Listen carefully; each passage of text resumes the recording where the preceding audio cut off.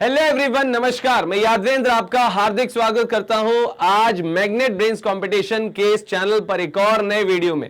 ये वीडियो मैं लेकर आया हूं फंक्शंस ऑफ बैंक पर बेस्ड है मल्टीपल चॉइस क्वेश्चंस। मतलब बैंक क्या क्या कामकाज करते हैं, बैंक के क्या क्या फंक्शंस हैं, उससे रिलेटेड क्वेश्चंस हम आज सॉल्व करने वाले हैं। तो रहिए मेरे साथ वीडियो में अंत तक, क्योंकि बहुत सारे क्वेश्चंस हैं जो आज हमें फंक्शंस ऑफ बैंक के सॉल्व करने हैं। तो चलिए देखते हैं फटाफट। सबसे पहले, We should keep our savings with bank because हमें अपनी सेविंग्स या हमें अपनी बचत जो है वो बैंक में ही करनी चाहिए या बैंक में रखना चाहिए, क्योंकि इट इज सेफ। तो बात तो सही है। इट अर्न्स इंटरेस्ट, मतलब इससे ब्याज मिलता है, ये भी बात सही है। Can be withdrawal any time, मतलब कभी भी इससे पैसा निकाल सकते हैं। तो आपको पता है कि हम अपनी सेविंग्स जो है बैंक में कहां करते हैं, तो सेविंग्स अकाउंट में करते हैं, आपको पता है ना। और सेविंग्स अकाउंट में जो हम सेविंग करते हैं या बचत करते हैं छोटी छोटी, इस वजह, अच्छा उसमें एक फीचर क्या होता है, हम कभी भी पैसा निकाल सकते हैं, है ना। और ये जो फीचर है, इसकी वजह से सेविंग अकाउंट क्या कहलाता है, डिमांड डिपॉजिट कहलाता है ना। पता ही होगा आपको डिमांड डिपॉजिट क्यों कहलाता है। डिमांड, क्योंकि जब हम डिमांड करेंगे तब हम सेविंग अकाउंट से पैसा निकाल सकते हैं, बैंक हमें मना नहीं करेगा। तो इसलिए सेविंग डिपॉजिट का पैसा डिमांड डिपॉजिट कहलाता है, ठीक है। तो ये एक एक्स्ट्रा चीज मैंने आपको बताई। बाकी आपसे पूछा गया कि we should keep our savings with bank account, तो ये तीनों वजह है क्या, तो हाँ ये तीनों वजह है। पैसा सुरक्षित भी रहता है, ब्याज भी मिलता है, और साथ में किसी भी समय पैसा निकाल भी सकते हैं, मतलब ऑल ऑफ दी अबव।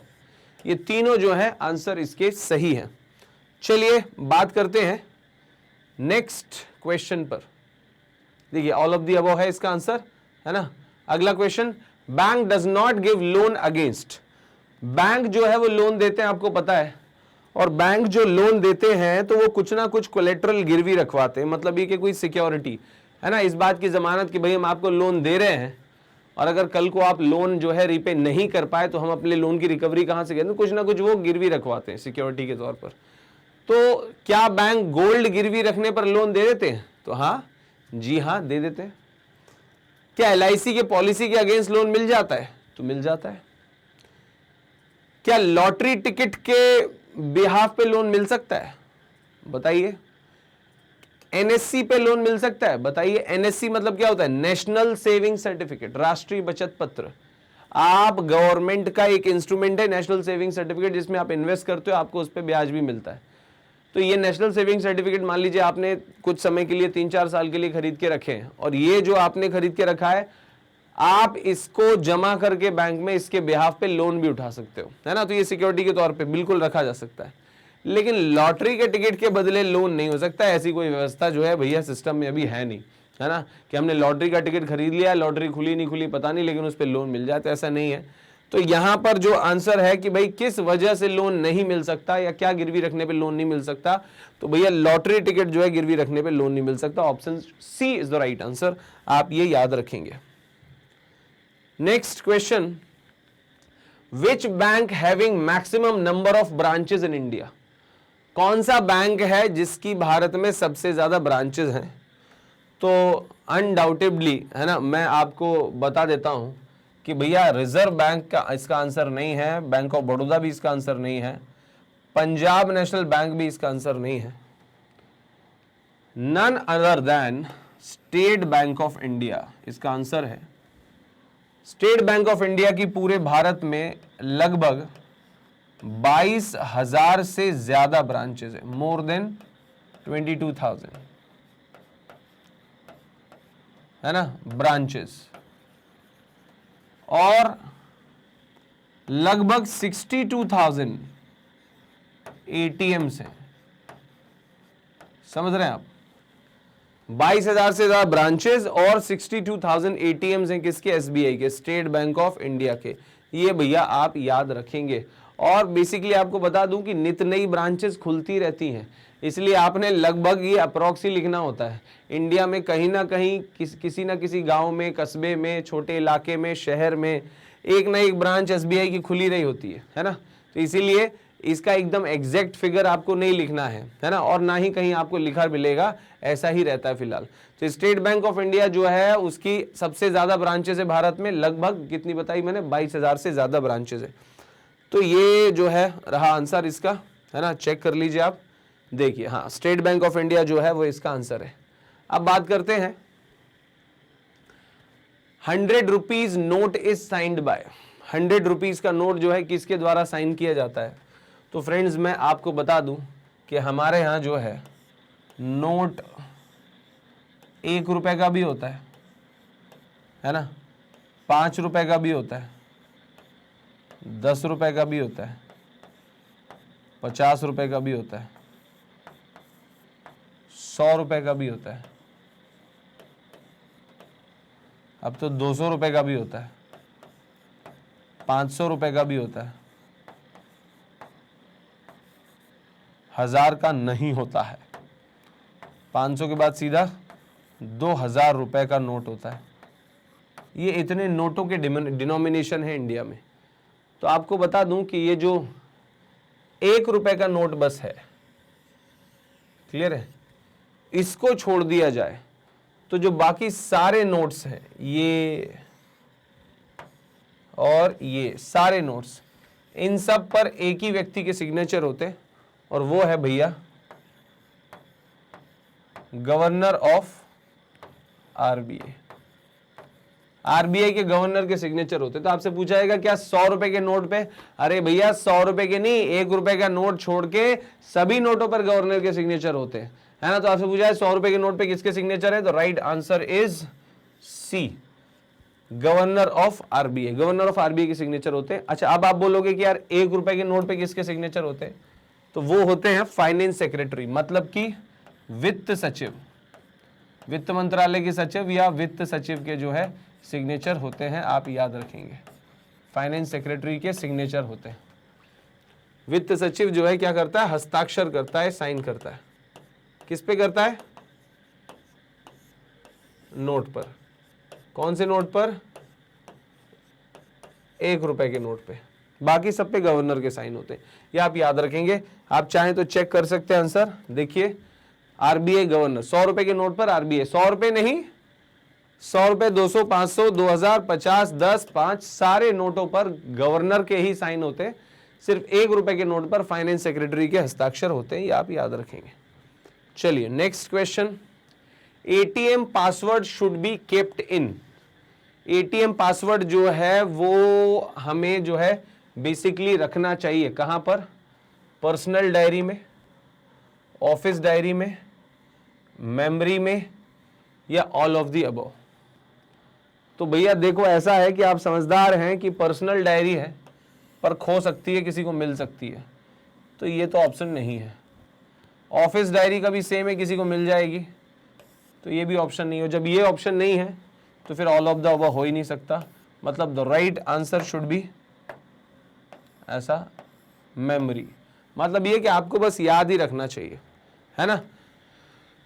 कोशिश करें कि भैया ये याद रखें तो ही सबसे सुरक्षित है, आपके अलावा और कोई नहीं होना चाहिए, कई जगह नहीं होनी चाहिए जहां पे आपको। लोग क्या करते हैं, अपने एटीएम कार्ड का जो कवर होता है उसके पीछे लिख के रख लेते हैं ताकि भूल ना जाए, और होता क्या है कि एटीएम और कार्ड दोनों मिस हो जाते हैं, और जिसको मिलता है वो सोने पे सुहागा हो जाता है कि साहब कार्ड भी है, और कार्ड घुमाने वाला कितना कोऑपरेटिव है, साथ में उसका कोड भी, पिन कोड भी देके रखा है ना। मतलब ये कि बेसिकली आराम से सुविधा है, भैया मेरा कार्ड लो, नंबर भी लो, खूब पैसा निकालो। तो ये गलत है, आपको याद रखना चाहिए कि भैया हमें कहीं भी जो है वो एटीएम का पासवर्ड जो है वो कहीं भी हमें नहीं लिखना चाहिए, ठीक है। So the right answer is memory मेरे हिसाब से, और चेक कर लेते हैं, ये रहा आंसर, ठीक है। Okay next, ATM password to be shared only with. ATM का पासवर्ड जो है हमें किसको बताना चाहिए, हमें अपने लाइफ पार्टनर या स्पाउस या भैया धर्म पत्नी को बताना चाहिए या पतिदेव को बताना चाहिए, नहीं, ठीक है। हमारा आज्ञाकारी बेटा है, हमें उसे बताना चाहिए क्या, नहीं। ओबीडियंट डॉटर है, बिल्कुल नहीं।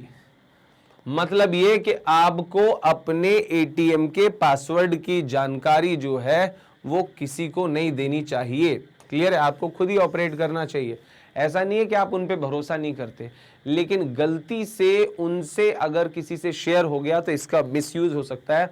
आपने देखा होगा कि आजकल बहुत सारे जो हैं वो न्यूज आती हैं जहां पर पता चलता है कि एक छोटा बच्चा 12-15 साल का जो मोबाइल पे गेम खेल रहा था, और कोई भी वो गेम खेलता है और वहां पर कार्ड से पेमेंट करने के ऑप्शन आते हैं, गेम में अगले लेवल पर बढ़ने के लिए, नए नए जो है वेपन्स यूज करने के लिए, है ना, नई नई इम्यूनिटी हासिल करने के लिए पैसे देना पड़ते हैं।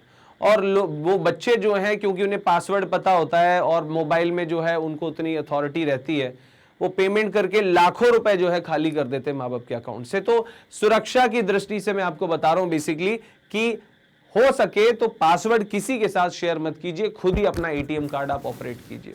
इज दैट क्लियर, है ना? चलिए, तो ये डी आंसर है, हमें किसी को भी उसका पासवर्ड नहीं देना चाहिए। Okay, next, nomination can be done, है ना, इन। तो ये नॉमिनेशन का मतलब हिंदी में होता है नामिती। नामिती का मतलब क्या होता है? सिंपल सी बात, वारिस। मतलब ये कि अगर आपकी एफडी है, कोई पैसा है, कुछ भी आपके पास है, कल को अगर हम किसी कारण से नहीं रहे, हम नहीं रहे, है ना, दुनिया में, तो फिर वो अकाउंट का, उस पैसे का, एफडी का क्या होगा? तो भैया नॉमिनी किया जाता है, नॉमिनी लिखा जाता है व्यक्ति को कि भैया ये फला व्यक्ति है, ये मेरी वाइफ है, पिताजी हैं, भाई हैं, है ना, या मेरा बेटा है, मेरे बाद ये सारा इसका हकदार जो है वही रहेगा। तो वो कहलाता है नॉमिनेशन या नामिती या नॉमिनी, है ना।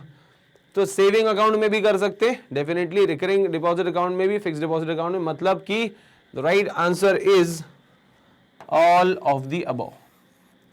आप सभी में जो है बेसिकली नॉमिनेशन का फैसिलिटी होता है, ताकि कहीं भी अगर कोई अकाउंट होल्डर ना रहे, कोई कैजुअलिटी हो जाए, तो उसके बाद कोई और जो है उसे ऑपरेट भी कर पाए और साथ में उसका पैसा ले भी पाए। ठीक है, फिर ये देखिए all of the above right answer है। अगली बात करते हैं, who is the present governor of RBI? RBI का वर्तमान गवर्नर कौन है भाई साहब? तो आरबीआई का वर्तमान गवर्नर जो है, देखें, केसी चौधरी है क्या, डी के मित्तल है क्या, शक्तिकांत दास है क्या, मोंटेक सिंह आहलूवालिया है क्या? तो रिजर्व बैंक ऑफ इंडिया के जो अभी के गवर्नर हैं वो शक्तिकांत दास हैं, और ये आरबीआई के, आपको पता ही होगा, 25th गवर्नर है, 25th गवर्नर ऑफ आरबीआई, है ना। आरबीआई के 25वें गवर्नर है शक्तिकांत दास, है ना। ये सही आंसर है, याद रखिएगा, ये सही आंसर है कि अभी गवर्नर कौन है आरबीआई का, तो यही है। अच्छा, दूसरी बात, आपसे अगर किसी ने पूछ लिया कि फर्स्ट गवर्नर कौन है, तो वो भी मैं बता चुका हूं, sir Osborne Smith. Sir Osborne Smith जो है वो आरबीआई के फर्स्ट गवर्नर थे। फिर इसके बाद फर्स्ट इंडियन गवर्नर कौन थे? फर्स्ट इंडियन गवर्नर, तो फर्स्ट इंडियन गवर्नर थे भाई साहब, नाम था उनका क्या? सीडी देशमुख।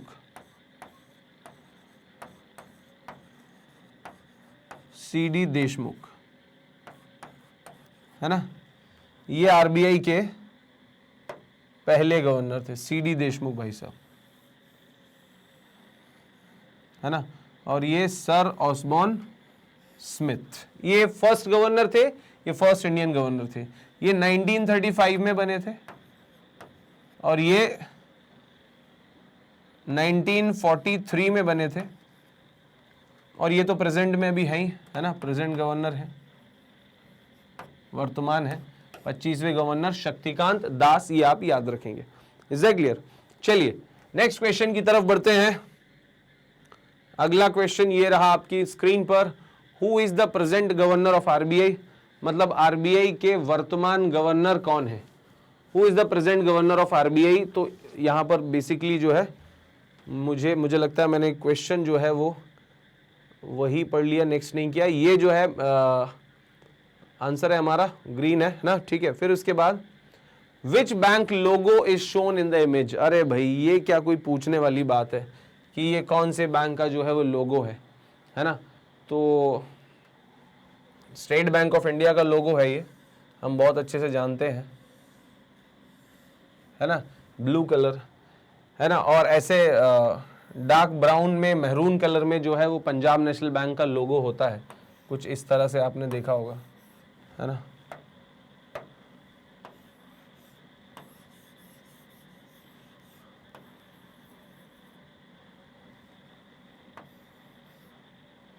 ऐसा। फिर इसके बाद बात करें तो बैंक ऑफ बड़ौदा का आपने केसरिया कलर देखा ही होगा। तो ये जो है वो स्टेट बैंक ऑफ इंडिया का लोगो है ना। आप याद रखेंगे स्टेट बैंक ऑफ इंडिया, पहले भी इसकी बात हुई है कि सबसे ज़्यादा ब्रांचेस किसकी हैं, तो मैंने बताया था 22,000 ब्रांचेस हैं। और स्टेट बैंक ऑफ इंडिया का स्टैब्लिशमेंट हम लोग सब जानते हैं कि भैया 1 जुलाई 1955 को स्टैब्लिश हुआ था स्टेट बैंक ऑफ इंडिया। आपसे कोई पूछे कि स्टेट बैंक ऑफ इंडिया का हेड ऑफिस कहाँ है, तो स्टेट बैंक ऑफ इंडिया का हेड ऑफिस है भाई साहब मुंबई में।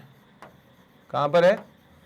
मुंबई में इसका हेड ऑफिस है। स्टैब्लिशमेंट हुआ था 1 जुलाई 1955 को। और किस कमेटी की रिकमेंडेशन पे हुआ था? कौन सी कमेटी की रिकमेंडेशन पे हुआ था? तो आप याद रखेंगे भैया, Gorewala committee, Gorewala committee, Gorewala committee की सिफारिश पर जो है वो स्टैब्लिशमेंट हुआ था। किसका? एसबीआई का। अच्छा, आपसे पूछा जाए एसबीआई से पहले ये कौन सा बैंक कहलाता, तो एसबीआई से पहले, before SBI it is imperial bank, है ना। इंपीरियल बैंक की जगह बन गया क्या? State Bank of India. Imperial bank था पहले, है ना। तो इंपीरियल बैंक से एसबीआई कब बना? इंपीरियल बैंक से एसबीआई कब बना? तो 1955 में। ये आप याद रखेंगे। क्लियर है? चलिए, तो ये जो मैंने आपको बताया आंसर आपको याद ही होगा, है ना।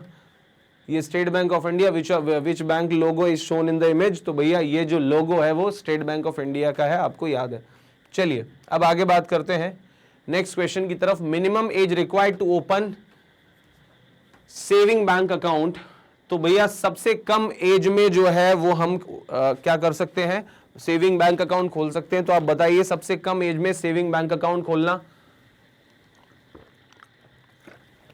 किस एज में पॉसिबल है? बताइए किस एज में सबसे कम में हम जो है सेविंग बैंक अकाउंट खोल सकते हैं?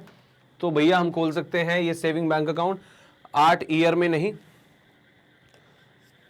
नन ऑफ दिस, इससे भी कम ईयर में खोल सकते हैं, मतलब 10 वर्ष। 10 वर्ष की उम्र अगर किसी बच्चे की हो जाए तो सेविंग बैंक अकाउंट जो है वो खोला जा सकता है। आप याद रखेंगे, है ना। 10 वर्ष की उम्र में सेविंग बैंक अकाउंट खोला जा सकता है, ऐसा। क्लियर है? तो देख लेते, चेक कर लेते। राइट आंसर इज 10 ईयर्स, है ना। 10 साल की उम्र में जो है वो सेविंग अकाउंट खुलवा सकता है बच्चा। ये इसलिए शुरू किया गया ताकि एक बच्चे को जो है वो बैंकिंग की प्रोसेस की आदत हो और आगे जाके वो बिना किसी हेजिटेशन के जो है बैंकिंग सर्विसेज का लाभ ले पाए। बचपन से ही जो है वो बैंक और अकाउंट्स वगैरह के बारे में सीख पाए। ठीक है, चलिए अब बात करते हैं अगले क्वेश्चन की तरफ। Bank does not provide loan for. Bank इनमें से किस चीज के लिए लोन नहीं देता है? क्रॉप, फसल के लिए लोन देता है, एजुकेशन के लिए लोन देता है, होम लोन्स देता है, लेकिन क्या ड्रिंकिंग के लिए लोन देता है? क्या गैम्बलिंग मतलब जुए के लिए देता है? मदिरा और जुए के लिए लोन देता है क्या भैया? नहीं देता है। मदिरा के लिए भी नहीं और जुए के लिए तो बिल्कुल भी नहीं। तो मदिरा और जुए दोनों के लिए लोन नहीं देता है बैंक। तो ये जो है वो आंसर रहेगा आपका डी, है ना भैया। ड्रिंकिंग और गैम्बलिंग के लिए बैंक लोन नहीं देते हैं, है ना। ऐसे लोगों को बिल्कुल दूर रहते हैं। तो ये डी जो है वो सही आंसर है। आप चाहें तो चेक कर सकते हैं, देखिए D is the right answer. अब बात करते हैं अगले क्वेश्चन की तरफ। केवाईसी मींस, केवाईसी का जो है फुल फॉर्म क्या होता है? तो आप जानते हैं केवाईसी का फुल फॉर्म होता है नो योर कस्टमर, है ना। नो योर कैरेक्टर नहीं है, और जब ये नहीं है तो बोथ ऑफ द अबव भी नहीं है और नन ऑफ द अबव भी नहीं। ये दोनों तो नहीं हो सकते और ये भी नहीं है, तो बचा क्या, नो योर कस्टमर, मतलब अपने कस्टमर के बारे में जानिए, उसके बारे में ज़्यादा से ज़्यादा जानकारी जुटाइए, है ना, जो पैरामीटर्स पैसे तय हैं उसके हिसाब से उनसे डॉक्यूमेंट्स मांगिए। तो ये सब जो है नो योर कस्टमर KYC कहलाता है। अकाउंट खोलने प्लस लोन देने से पहले ये सब पर जो है वो ध्यान देता है bank, know your customer KYC। Okay, next question please, है ना। देखिए ये आंसर तो नो योर कस्टमर था।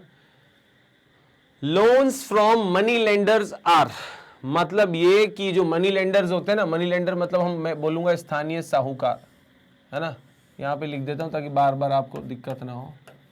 जो साहूकार होते हैं स्थानीय, उनसे लोन लेना जो है वो क्या है, तो सबसे पहली बात तो भैया हाई रेट ऑफ इंटरेस्ट, इसमें कोई कंफ्यूजन नहीं है, बहुत इंटरेस्ट वसूलते हैं ये साहूकार। उसके बाद नो प्रॉपर अकाउंटिंग, है ना, ये भी एकदम सही बात है कि भैया कोई प्रॉपर अकाउंटिंग और गिनती नहीं होती, कब कितना क्या ब्याज ले लिया, कितना मूलधन ले लिया, पीढ़ियों दर पीढ़ियों लोग जो है लोन ही चुकाते रहते हैं। नो ट्रांसपेरेंसी, कोई पारदर्शिता नहीं है, कोई ईमानदारी नहीं है, तो ये भी जो है बेसिकली एक रीजन है। तो कहने का मतलब ये है कि ऑल ऑफ द अबव, ये सभी रीजन है जहां, या ये सभी जो है वो ये कह लो कि परेशानियां हैं, दिक्कतें हैं, डीमेरिट्स हैं मनी लेंडर्स के साथ लेंडिंग करने में, बोरिंग करने में, लेन देन करने में। मनी लेंडर्स मतलब जो लोकल मनी लेंडर साहूकार होते हैं हमारे आसपास, उनसे पैसा लेने में यही दिक्कत होती है। कौन कौन सी, इंटरेस्ट बहुत ज़्यादा वसूलते हैं, दूसरी बात यह कि प्रॉपर कोई गिनती नहीं करते, कोई गणना नहीं आती है उनको, और दूसरी बात यह कि ट्रांसपेरेंट भी नहीं है। तो ये तीनों ही ऑप्शन है ना मनी लेंडर्स के साथ में प्रॉब्लम के, तो ये ऑल ऑफ दी अबव मेरे हिसाब से आंसर जो है वो आपका सही होना चाहिए। The right answer is D, देख लीजिए डी आंसर जो है वो बिल्कुल सही है।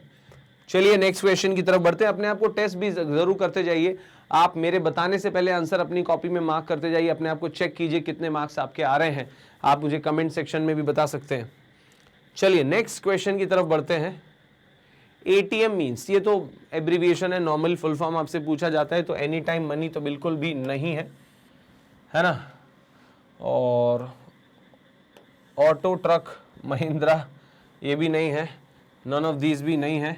The right answer is automated teller machine. Automated teller machine या ATM जो है वो बेसिकली इसका आंसर है ना, फुल। चलिए अब आगे बढ़ते हैं नेक्स्ट क्वेश्चन की तरफ। फिलहाल आप चेक कर लीजिए क्या सही है। ATM का आंसर ऑटोमेटेड टेलर मशीन, ठीक है, ये फुल फॉर्म है इसका, आप याद रखेंगे, है ना। चलिए फिर नेक्स्ट क्वेश्चन की तरफ। Timely repayment of loan result in, मतलब ये कि अगर आप जो है वो समय पर लोन चुकाते हो तो उससे क्या होता है, उसका क्या फायदा होता है। तो भैया सबसे पहली बात तो आपकी रेपुटेशन बहुत अच्छी होती है ना, मार्केट में जो है आपकी साख अच्छी हो जाती है बैंक की नज़रों में, टेंशन नहीं होता, ये भी सही बात है, कितनी सत्य वचन बोला जा रहा है एग्जाम में, क्वेश्चन में।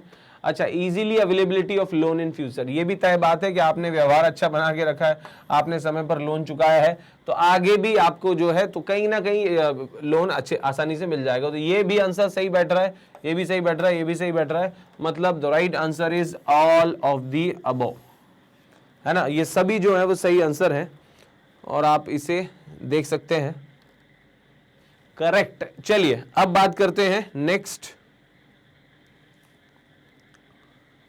Defaulter of loan means, loan defaulter क्या कहलाते हैं, तो क्या कहलाते हैं, सबसे पहले इलीगल एक्टिविटीज करते हैं वो कहलाते हैं क्या, बैड रेपुटेशन जिनकी है वो कहलाते हैं डिफॉल्टर, या not paying loan in instalments, है ना, या इन लोन इंस्टॉलमेंट्स, मतलब अगर वो किस्तें जमा नहीं कर रहा, तो सिंपल बैंक के लिए तो डिफॉल्टर वही व्यक्ति है जो लोन लेने के बाद समय पर लोन या EMI नहीं चुका रहा है, वो डिफॉल्टर कहलाता है। मतलब ये कि नॉट पेइंग लोन इंस्टॉलमेंट्स, है ना। मैं आपको जानकारी के लिए बता दूं कि अगर कोई लोन 3 मंथ्स तक, up to 3 months, if a loan remain unpaid, है ना, अगर कोई लोन जो है वो अनपेड रहता है, if a loan remain unpaid for up to 3 months, अगर 3 महीने तक के लिए अनपेड रहता है, तो भैया उसे बोला जाता है non performing asset, NPA, non performing asset, उसे एनपीए बोलते हैं। अगर 3 महीने से ज्यादा और 1 साल तक के लिए, मतलब up to 1 year, up to 1 year अगर लोन अनपेड रहता है तो उसे क्या बोलते हैं, तो उसे बोलते हैं सब स्टैंडर्ड एसेट, उसे सब स्टैंडर्ड एसेट बोला जाता है। अगर कोई लोन आफ्टर 1 ईयर भी अनपेड रहता है तो उसे बोलते हैं डाउटफुल एसेट। और अगर कोई ऑडिटर है ना, अगर कोई ऑडिटर है, अंकेक्षण करता है, निरीक्षण करता है बैंक का, और वो बोल देता है कि भैया साहब ये अब ये लोन वापस नहीं आ पाएगा, साल भर से तो आया ही नहीं है, तो अगर वो उसे डिक्लेयर कर देता है इररिकवरेबल, है ना, अगर उसे जो है वो वसूल करने योग्य नहीं पाया जाता, तो उस ऑडिटर के द्वारा अगर उसे इररिकवरेबल घोषित किया गया है, मतलब ये कि वसूलने योग्य नहीं पाया गया, वसूलने योग्य नहीं पाया गया, नहीं पाया गया किसी ऑडिटर के द्वारा, तो फिर वो लोन जो है इसके बाद फिर हो जाता है लॉस एसेट, है ना। 3 महीने तक नहीं चुका है तो नॉन परफॉर्मिंग एसेट, 1 साल तक नहीं चुका है तो सब स्टैंडर्ड एसेट, 1 साल के बाद भी नहीं चुका है तो डाउटफुल एसेट, और अगर ऑडिटर ने ऑडिट किया लोन का और उसने बोला कि इतने टाइम से नहीं आ रहा और अब संभावना नहीं है कि पैसा आ पाएगा, तो वो कहलाता है लॉस एसेट, है ना। तो भैया ये आप याद रखें, डिफॉल्टर का मतलब क्या है, समय पर लोन ना चुकाने वाला, ठीक है, वो डिफॉल्टर है। और उसी के बाद ये एनपीए वगैरह शुरू हो जाता है। ये आंसर है इसका, नॉट पेइंग लोन इंस्टॉलमेंट। फिर इसके बाद लाइफ इंश्योरेंस मींस, जीवन बीमा का मतलब क्या है, insurance of a human, insurance of human and cattle, human मतलब तो इंसान हो गया और कैटल मतलब गाय भैंस, तो इंसान और गाय भैंसों का इंश्योरेंस करना लाइफ इंश्योरेंस है। या insurance of life of machine, मतलब किसी मशीन के जीवन का बीमा करना, ये भी, या ऑल ऑफ द अबव तो हो नहीं सकता, बेसिकली इंसानों का बीमा करना ही लाइफ इंश्योरेंस कहलाता है। Is that clear? ये आप याद रखेंगे। फॉर एग्जाम्पल ये है ना, ए, इंसानों का बीमा ही लाइफ इंश्योरेंस में कवर होता है, और यही जो है वो जीवन बीमा की सही डेफिनेशन भी है, तो आप याद रखेंगे, ये आंसर है। नेक्स्ट क्वेश्चन की तरफ बढ़ते हैं। General insurance relates to insurance against, मतलब ये कि सिंपल सी बात है कि जनरल इंश्योरेंस जो है वो बेसिकली किस किस के लिए इंश्योरेंस देता है। क्या वो फायर, आग से होने वाली दुर्घटनाओं के लिए इंश्योरेंस देता है? जी हाँ। चोरी से होने वाली जो है, हाँ बिल्कुल, चोरी से होने वाली जो दुर्घटना या नुकसान है उसका भी, है ना। बर्गलेरी के लिए भी देता है, तो हाँ, कोई अगर अनजान व्यक्ति या अनवांटेड जो है वो घर में घुस आता है अपराध के पर्पज से, तो उससे रिलेटेड भी हाँ तो बिल्कुल मिलता है ना। लूट, डकैती, चोरी, आग, है ना, ये सब के लिए जो है वो जनरल इंश्योरेंस के तहत कवर मिलता है। तो भैया इसका आंसर मेरे हिसाब से होना चाहिए क्या, ऑल ऑफ दी अबव, है ना। बर्गलेरी का मतलब होता है अगर आपकी बिल्डिंग में कोई व्यक्ति ऐसा घुसता है और वो उसका जो इंटेंशन होता है वो क्राइम होता है ना, और वो अगर ऐसा कुछ करके जाता है, नुकसान पहुंचाता है, तो उससे रिलेटेड जो है इंश्योरेंस भी कवर होता है इसमें, तो आप याद रखेंगे। एक बार लगे तो चेक कर लीजिए आप। The right answer is all of the above, fire, theft और बर्गलेरी भी है इसमें, है ना। आधार इज, आधार क्या है भैया? पहली बात तो आपको बता दूं कि 2009 में आधार की शुरुआत की गई एक संस्था के द्वारा जिसका नाम है UIDAI, unique identification authority of India, है ना।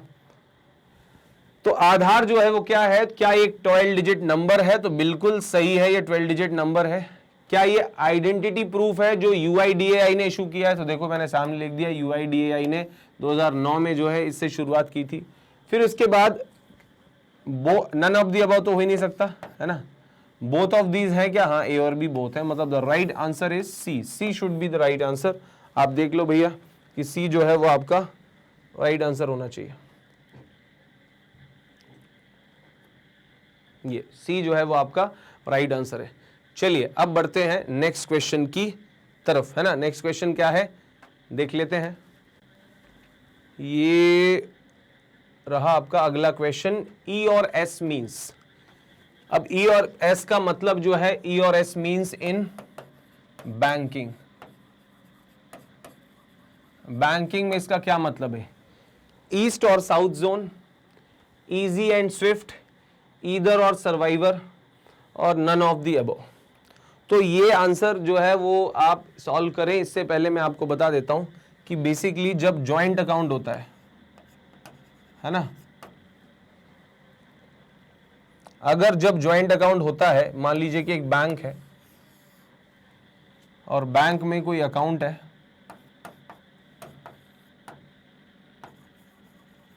और उसमें आप, है ना, मतलब यू एंड फ्रेंड, आपका दोस्त जो है, वो दोनों as a joint account holder जो है ये खोल के रखा है, ज्वाइंट अकाउंट के तौर पे खोला हुआ है दोनों ने। अच्छा, अब हुआ क्या कि मान लीजिए ऐसा हो जाए कभी कि आप किसी कारण से या फ्रेंड किसी कारण से हॉस्पिटलाइज्ड हो जाए, है ना। अगर वो जो है वो किसी कारण से बैंक नहीं जा सकता, अब उसका ऐसा केस है ही नहीं कि वो बैंक जा पाए, तो फिर उस केस में क्या होगा? ईदर मतलब खुद आप, और सर्वाइवर का मतलब जो भी उसके बाद बचा हुआ है वो अकाउंट को ऑपरेट कर सकता है, पैसे निकाल सकता है। मान लीजिए किसी की कैजुअलिटी में डेथ हो जाती है, तो उस केस में दूसरे को अधिकार मिल जाता है तुरंत कि भैया वो उस अकाउंट से पैसे का लेन देन कर सकता है ना। अगर इसे कुछ हो जाता है तो ये लेन देन कर सकता है, इसे कुछ हो जाता है तो ये लेन देन। तो ईदर और सर्वाइवर मतलब जो या तो व्यक्ति खुद या फिर वो सर्वाइवर। अच्छा, कई बार जो है वो एक से ज्यादा भी पार्टनर्स भी होते हैं, है ना। तो मान लीजिए 4 लोग हैं, 4 लोगों का जो है वो बैंक अकाउंट वो मैनेज कर रहे हैं, 4 लोग जो है उसमें पार्टनर है जॉइंट अकाउंट में, तो फिर वहां पर वो एनीवन और सर्वाइवर हो जाता है। यहाँ पर ईदर और सर्वाइवर है 2 लोगों में, और अगर 2 से ज्यादा लोग होते हैं बिजनेस में, है ना, पार्टनर्स होते हैं, तो वहां पर एनीवन और सर्वाइवर होता है। तो ई और एस का मीन्स ये होता है कि भैया जब 2 लोग मिलकर ज्वाइंट अकाउंट ऑपरेट कर रहे हैं, तो अगर एक को किसी को कुछ हो जाए तो उसका सर्वाइवर भी उसे ऑपरेट कर पाए, तो उसी को बोलते हैं ई और आर, मतलब ई और एस मतलब कि ईदर और सर्वाइवर। सर्वाइवर का मतलब होता है जो मरने वाला व्यक्ति है उसके पीछे जो लोग रह जाते हैं वो, है ना, तो वो सर्वाइवर कहलाते हैं। तो वो बीच में बच जाए, जो रुक जाएगा, बचा रह जाएगा व्यक्ति अकेला, वो कहलाएगा सर्वाइवर। तो वो पैसे का मतलब ये कि पैसा निकाल सकता है, अकाउंट ऑपरेट कर सकता है। चेक कर लेते हैं। देखिए, ईदर और सर्वाइवर जो है वो इसका राइट आंसर है। आगे बढ़ते हैं नेक्स्ट क्वेश्चन की तरफ। Which is prohibited for writing on currency notes. मतलब ये कि करेंसी नोट पर क्या लिखना जो है वो मना है। तो भैया ये तो यार जग जाहिर वाली बात है कि पॉलिटिकल मैसेज लिखना मना है ना। आप जो है किसी का जिंदाबाद का नारा नोट पे नहीं लिख सकते। रिलीजियस जो है आप धर्म से जुड़ा नारा भी नोट पे नहीं लिख सकते। पर्सनल अपने मैसेजेस भी नहीं लिख सकते। लिखे हुए तो होते हैं, बहुत दिखते हैं, लेकिन नहीं लिख सकते, कानूनन अपराध है। मतलब मेरा मतलब ये है कि आंसर जो है ये सारे ही सही है। इसका मतलब ये कि ऑल ऑफ दी अबाव जो है वो आपको चुनना चाहिए, क्योंकि नोट के ऊपर कुछ भी लिखना जो है वो बैन है, कुछ भी लिखना जो है वो मना है। नोट पर आप कुछ मत लिखिए भाई साहब, है ना। तो चेक कर लेते हैं क्या मैं ये सही बात कर रहा हूं। तो जी हाँ, बिल्कुल सही है। आपको नोट पे कुछ नहीं लिखना है, ना पॉलिटिकल मैसेज, ना रिलीजियस, ना पर्सनल, नंबर भी नहीं लिखना है ना। इफ इनफैक्ट पिन भी नहीं लगाना। पहले स्टेपलर से पिन लगा देते थे ना, वो नहीं। ये क्लीन नोट पॉलिसी है ना, मतलब कि साफ सुथरा नोट रहे, इस वजह से पेन से पेंसिल से कुछ नहीं लिखने का। उसके बाद फिर बात करें तो पीपीएफ मींस। तो भैया पीपीएफ मींस क्या होता है? तो क्या होता है? Pension planning funds? नहीं होता है। फिर पर्सन हैविंग पेंशन फैसिलिटीज? नहीं। फिर इसके बाद पब्लिक प्रोविडेंट फंड हो सकता है, और ये परमानेंट प्रैक्टिशनर फोरम, है ना, ये भैया ये भी नहीं हो सकता। तो basically the right answer is public provident fund, PPF. Public provident fund में क्या होता है? आप अपने भविष्य के लिए खुद पैसा जोड़ते हो। एक होता है पीपीएफ, एक होता है पीएफ। तो पीएफ में क्या होता है? जब आप कहीं जॉब करते हो, है ना, तो जीपीएफ और ईपीएफ जमा होता है आपके नाम से। अगर आप गवर्नमेंट एम्प्लॉई हैं तो जीपीएफ जमा होता है, और अगर आप प्राइवेट एम्प्लॉई हैं तो ईपीएफ जमा होता है। लेकिन अगर आप एम्प्लॉय है ही नहीं, अगर आप अपना पैसा खुद अपने भविष्य के लिए जोड़ना चाहते हैं, तो फिर आप पोस्ट ऑफिस में या बैंक में अलग से खुद अपना पीपीएफ अकाउंट खुलवा सकते हैं और उसमें पैसे जमा कर सकते हैं। तो ये जो है वो कहलाएगा आपका क्या, public provident fund. Is it clear? ये क्या कहलाएगा, पब्लिक प्रोविडेंट फंड, ये आपको याद रखना है। चलिए, तो ये हो गया। अब इसका आंसर चेक कर लेते हैं, पब्लिक प्रोविडेंट फंड। तो जी हाँ, पब्लिक प्रोविडेंट फंड इसका आंसर है। आगे बढ़ते हैं नेक्स्ट क्वेश्चन की तरफ। Highest denomination of currency notes issued by RBI. RBI जो है सबसे बड़ा करेंसी नोट जो आरबीआई ने इशू किया है, तो फिलहाल जो सबसे बड़ा नोट चल रहा है वो 2000 रुपए का है ना। और ये आंसर जो है मेरे हिसाब से सही होना चाहिए, आप देख लीजिए, है ना। 2000 रुपए का नोट है जो है बेसिकली अभी सबसे ज्यादा इशूड है। लेकिन अगर क्वेश्चन में कुछ ट्विस्ट हो और आपसे पूछा जाए कि भैया कौन सा नोट पॉसिबल है मैक्सिमम जो है डिनोमिनेशन का, मैक्सिमम कौन सा नोट जो है वो इशू किया जा सकता है, मैक्सिमम आप बताओगे कि भैया मैक्सिमम इशू किया जा सकता है आपका 10,000 का नोट है। हाँ, ये कानून में है। इसका मतलब ये है कि 10,000 का नोट बनाने के लिए आपको सोचना नहीं है, कोई कानून नहीं बनाना है, डायरेक्ट आरबीआई 10,000 का नोट इशू कर सकता है। पर वजह तो हो, आपको बता दूं कि 10,000 का नोट पहले चलता था, 1978 में ये बंद कर दिया गया था। 1978 में मोरारजी देसाई की गवर्नमेंट आई थी और 1978 में ये 10,000 का नोट जो है वो बैन कर दिया गया था, डिमोनेटाइज कर दिया गया था, है ना। तो आपको याद रखना है। और अभी जो सबसे बड़ा डिनोमिनेशन है वो कौन सा है, 2000 है। लेकिन इस क्वेश्चन के हिसाब से 2000 है, लेकिन आपसे पूछा जाए कि आरबीआई सबसे बड़ा नोट कौन सा छाप सकता है, कानून में क्या है प्रोविजन, तो 10,000 का नोट छापा जा सकता है। लेकिन मुझे लगता है कि महंगे नोटों की या बड़े नोटों की जरूरत तब पड़ती है जब बहुत ज्यादा महंगाई हो, है ना। सिंपल सी बात है कि आप अपना करेंसी इतनी होनी चाहिए कि आप महीने की सैलरी 20-25 नोटों में ले सकें, 20 नोटों में ले सकें। तो इसलिए 2000 का नोट छपाए कि भैया हाँ 20,000 25,000 आप जो है वो 20-25 नोटों में लेके जाएं, इतनी जो है बड़े नोट होने चाहिए बस। 10,000 का अगर नोट अभी हो जाएगा, है ना, तो सिंपल सी बात है सैलरी 2 नोट में आ जाएगी या 3 में या 4 में नोट में। तो इससे ब्लैक मनी का जमाव ज्यादा होता है। अब जिन लोगों को पैसा, जिन्होंने मान लीजिए किसी ने इलीगल पैसा जमा करके रखा है या ब्लैक मनी जमा करके रखा है, तो अब वो ब्लैक मनी जो जमा करके रखा है उसे छिपाना है, तो 10,000 का अगर नोट है तो भैया आसान हो जाएगा, कम जगह में ज्यादा पैसा वो छिपा के रख सकता है। तो इसलिए ये हर लिहाज से अभी फिलहाल तो जो है किसी काम का नहीं है। और मैक्सिमम जो है 2000 रुपए का नोट अभी मार्केट में है, और ये भी फिलहाल जो है काफी कम दिखते हैं मार्केट में। 500 रुपए का ही नोट है जो सबसे ज्यादा प्रचलन में है, ठीक है। एनआरआई मीन्स, तो बेसिकली आप बोलोगे साहब बैंकिंग में फंक्शंस में इसका क्या काम है, ये एनआरआई क्यों पूछ रहे हैं। तो एनआरआई जो है, एनआरआई का फुल फॉर्म होता है, क्या होता है, नॉन रूरल इंडिविजुअल्स, नहीं ऐसा कुछ भी नहीं, नॉन रूरल इमिग्रेंट ऐसा भी नहीं है, non resident Indian, this is the right answer, ये राइट आंसर है। और ये जो है आपको बता दूं कि एनआरआई जो है बैंकिंग में वर्ड कहाँ कहाँ यूज होता है, तो बेसिकली एनआरआई जो होते हैं वो इंडियन होते हैं जो इंडिया में नहीं रह रहे, है ना। एनआरआई कौन होते हैं, वो इंडियन होते हैं जो इंडिया में क्या हो रहे हैं, नहीं रह रहे हैं। तो अगर वो इंडिया में नहीं रह रहे हैं और बाहर रह के कमा रहे हैं, है ना, मतलब कोई अगर एनआरआई है और जो विदेश में रह रहा है ना, बाहर कहीं रह रहा है, और वो इंडिया में अपने अकाउंट खोलना चाहता है इंडिया में, तो इंडिया में जो एनआरआई के लिए अकाउंट होंगे तो 2 तरह के अकाउंट होते हैं। एक एनआरई अकाउंट बोले तो नॉन रेसिडेंट एक्सटर्नल अकाउंट, है ना, नॉन रेसिडेंट एक्सटर्नल अकाउंट, और एक होता है नॉन रेसिडेंट ऑर्डिनरी अकाउंट। 2 तरह के अकाउंट जो है इनके लिए हो सकते हैं एनआरआईज के लिए।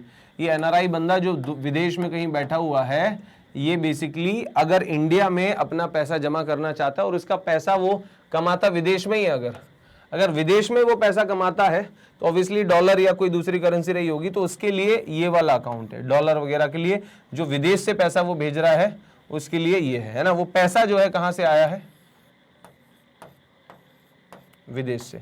तो जो विदेश से पैसा आया है, जो उसने विदेश में कमाया है, उसके लिए एनआरई अकाउंट है। लेकिन कुछ एनआरआईज ऐसे होते हैं जो इंडिया में ही कमा रहे हैं, है ना, वो क्या कर रहे हैं, इंडिया में ही कमा रहे हैं। और जो इंडिया में कमा रहे हैं तो वो रुपी में कमाएंगे ऑब्वियसली, और उनके लिए अब इंडिया में कैसे कमा रहे हैं, रहता वहां है एनआरआई, तो इंडिया में कैसे कमा रहा है। तो भाई अगर वो वहां पहुंच गया, मान लो पहले इंडिया में रहता हो, उसकी पेंशन आती है इंडिया में, है ना, उसका कोई बड़ा सा घर है जिसका रेंट जो है उसे मिलता है इंडिया में, या फिर शेयर्स में इन्वेस्टमेंट करके रखा है, शेयर्स पे प्रॉफिट मिलता है इंडिया में, तो रहता वहां है और अर्निंग यहां हो रही है। तो ऐसा व्यक्ति जो वहां रह रहा है और यहां अर्निंग हो रही है तो उसके लिए कौन सा अकाउंट है? NRO account. तो ये दोनों अकाउंट है ना, इसमें हमारी करेंसी में पैसा जमा होता है, इसमें विदेशी करेंसी में पैसा जमा होता है। तो ये जो दोनों अकाउंट है, एनआरई अकाउंट और एनआरओ अकाउंट, ये दोनों एनआरआईज के लिए है। तो इस वजह से जो है एनआरआई टर्म बेसिकली यहाँ पर बैंकिंग में आपके सामने है ना। तो इसका सही आंसर जो है नॉन रेसिडेंट इंडियन है। एनआरआई का मतलब आप देख सकते हैं, इसका आंसर एक बार चेक करके, नॉन रेसिडेंट इंडियन। चलिए आगे बढ़ते हैं नेक्स्ट क्वेश्चन की तरफ। पैन मीन्स है ना, पैन का फुल फॉर्म क्या है? तो भैया पैन का फुल फॉर्म है अ काइंड ऑफ यूटेंसिल। नहीं भैया ऐसा नहीं है। प्राइमरी अकाउंट नंबर, नहीं बिल्कुल ऐसा भी नहीं है ना। नन ऑफ दीज तो हो ही नहीं सकता क्योंकि ये भी गलत हो गए। तो एक सही है, वो है आपका permanent account number. Permanent account number या पैन नंबर वो होता है जिस पर आप क्या करते हो? टैक्स पे करते हो, है ना। टैक्स पे करने का आपका जो आइडेंटिटी है वो यही है, permanent account number. Is a clear? Pan number उसे बोला जाता है ना। और आपको पता होगा कि 49,000 रुपीज से ज़्यादा अगर आप बैंक में जमा करते हो तो आपको वहाँ पर पैन नंबर जो है देना या पैन कार्ड जो है सबमिट करना ज़रूरी है, दिखाना ज़रूरी है। वो उस पर चढ़ता है, उसके बाद ही फिर जो है आप 49,000 या 49,000 से ज़्यादा की पेमेंट या 50,000 या उससे ज़्यादा की पेमेंट कर सकते हो। 49,000 से ज़्यादा है ना, और 50,000 या उससे ज़्यादा, है ना, ऐसा आप बोल सकते हो। मतलब कुल मिला के 49 नहीं होना चाहिए, 49 से ज़्यादा ही होना चाहिए। 50,000 हो जाएगा तो भी पैन कार्ड लगेगा और 50 से ऊपर होगा तो पैन कार्ड लगना ही है। तो आपको याद रखना है। चेक कर लीजिए आंसर जो है, देखिए बिल्कुल सही है। परमानेंट अकाउंट नंबर पैन का जो है वो फुल फॉर्म है। ठीक है, नेक्स्ट क्वेश्चन की तरफ बढ़ते हैं। Who is the present chairman of state Bank of India? State Bank of India के प्रेजेंट चेयरमैन कौन है? आहा भाई साहब, ये हमने जो है अभी पिछले कुछ समय पहले जो वीडियो आपने देखा होगा उसमें भी हमने स्टेट बैंक ऑफ इंडिया पे डिटेल में बात की है। और दिनेश कुमार खरा साहब जो हैं वो एसबीआई के क्या हैं? चेयरमैन है इस समय, आप याद रखेंगे। ओपी भट्ट नहीं है ना, प्रदीप चौधरी भी नहीं है ना, और चंदा कोचर भी नहीं है। अभी जो है दिनेश कुमार खरा जो है वो क्या है? एसबीआई के चेयरमैन है। आप ये याद रखेंगे, एसबीआई जो भारत का सबसे बड़ा अंक है वही एसबीआई, जिसकी ब्रांचेस सबसे ज़्यादा हैं। 22,000 से ऊपर ब्रांचेस हैं, 62,000 से ऊपर जो है एटीएम्स हैं। तो ये आप याद रखेंगे, है ना। आंसर आप चाहें तो चेक कर सकते हैं बेसिकली कि स्टेट बैंक ऑफ इंडिया के चेयरमैन कौन है? दिनेश कुमार खरा, एकदम खरे आदमी है खरा। Bank provides loan for, bank जो है किस चीज़ के लिए लोन देता है? तो क्या बैंक घर के लिए लोन देता है? जी हाँ देता है। क्या बैंक कार के लिए लोन देता है? तो जी हाँ देता है। क्या बैंक एजुकेशन के लिए लोन देता है? जी हाँ देता है। मतलब इन सब के लिए देता है। तो right answer is all of the above. ये सभी, इन सब के लिए जो है वो बैंक लोन देता है, ये आप याद रखेंगे। Is a clear? चलिए नेक्स्ट क्वेश्चन की तरफ बढ़ते हैं। पहले आंसर देख लीजिए आप, ये ना all of the above. Bank provide loan for home, car and education, all. Which currency note has security thread? मतलब ये कि किस करेंसी नोट में सिक्योरिटी थ्रेड होता है ना। मतलब आपको बता दूं कि इस तरह से ऐसे एक जो है पतला सा तार होता है ना, जिस पे आरबीआई भी लिखा होता है ना, भारत भी लिखा होता है। अलग अलग नोट पे अलग अलग होता है, ऐसे कुछ लिखा होता है। ये नोट पे जो है वो इस तरह का सुरक्षा पतला तार होता है। तो which currency note has a security thread? ये सुरक्षित सुरक्षा जो थ्रेड होता है, धागा होता है, सुरक्षा धागा, ये किस किस में होता है? तो भैया मैं आपको बता दूं कि बेसिकली 500 के नोट में होता है, 100 के नोट में होता है, 50 के नोट में भी होता है। इनफैक्ट सारे नोट्स में होता है। क्लियर है ना। तो आपको याद रखना है कि आजकल सभी नोट में पतला या बड़ा छोटा मोटा जो है कोई ना कोई थ्रेड सुरक्षा का वो रहता ही है। तो इसका आंसर जो है वो ऑल ऑफ द अबव है। देख लीजिए, जी हाँ बिल्कुल ऑल ऑफ द अबव जो है इसका आंसर है। आगे बढ़ते हैं नेक्स्ट क्वेश्चन की तरफ। पिट डग, अच्छा, the safest place for keeping money is, मतलब ये कि पैसे को सुरक्षित रखने के लिए सबसे सुरक्षित जगह क्या है? तो पैसे को सेफ रखने के लिए सबसे बढ़िया जगह जो है वो क्या है? तो अ पिट डग, मतलब कि गहरा गड्ढा, है ना, मैदान में खोद लो, वही सुरक्षित जगह है। फिर इसके बाद एन आयरन बॉक्स, मतलब एक लोहे का डब्बा लेके आओ, पता चला खुद ही नहीं खोल पा रहे। बैंक, है ना, और मनी लेंडर। तो मनी लेंडर मतलब साहूकार, वो तो खा ही जाएगा, ये पक्की बात है ना। और ये लोहे का डब्बा भी अच्छा सोल्यूशन नहीं है ना, खुलेगा नहीं, और खुलेगा तो किसी से भी खुल जाएगा। आप पिट डग है ना, गड्ढा भी कोई दिक्कत नहीं, आप खोद सकते, कोई भी खोद सकता है। पैसा आप रखोगे वो सामने वाला निकाल के ले जाएगा। तो एक यही जगह है जहां पर आपका पैसा सबसे ज्यादा सुरक्षित है, और ये काम बैंकों ने सैकड़ों वर्षों में ईमानदारी से करके ये मुकाम हासिल किया बैंक ने कि आज लोग बैंक पर दोस्तों इतना ज्यादा ट्रस्ट करते हैं, इतना ज्यादा भरोसा करते हैं जितना वो अपने फैमिली मेंबर्स पे नहीं करते। उनकी लाइफ की पूरी पूंजी और कमाई जो है वो अपने किसी फैमिली मेंबर को एक साथ नहीं दे सकते, लेकिन वो बैंक को दे देते कि उनको पता है कि बैंक को दिया तो कोई टेंशन वाली बात नहीं है, बैंक ये पैसा जो है वो लौटाएगा ही। ट्रस्ट है बैंक पर, है ना। तो ये ट्रस्ट जो है वो बैंक पर बैंकों ने जो है वो बनाया है, अच्छी मेहनत करके, ईमानदारी से काम करके। तो safest place for keeping money is bank, है ना। चलिए next, gold and silver ornament should be kept in bank locker because, है ना, मतलब चांदी और सोने के जो जेवरात हैं वो बैंक में लॉकर में रखना चाहिए। क्यों? क्योंकि इट इज सेफ। तो हाँ बिल्कुल भैया सेफ है। नो रिस्क ऑफ थेफ्ट, चोरी का कोई डर नहीं है। ए और दो दोनों सही हैं तो बिल्कुल सही है। नन ऑफ दी अबव, है ना, तो ये नन ऑफ दी अबव तो होगा ही नहीं, खत्म बात। ए और बी जो है वो सही आंसर है, आप याद रखें, A and B is the right answer. ये जो है वो आपका सही आंसर है सी, मतलब कि ए और बी बोथ करेक्ट है और वो सी में लिखा हुआ है, तो सी आंसर इज राइट, है ना। तो चलिए ठीक है, ये जो है हो गया कि भैया क्यों आपको सोने और चांदी के गहने लॉकर में रखने चाहिए, सेफ है, सुरक्षित है ना। देखो बोथ का ऑप्शन आया। उसके बाद फिर currency notes are issued by, currency note जो है वो कौन इशू करता है? तो करेंसी नोट क्या सेंट्रल गवर्नमेंट इशू करती है? नहीं। क्या पब्लिक सेक्टर बैंक इशू करते हैं? नहीं। क्या नाबार्ड इशू करता है? नहीं।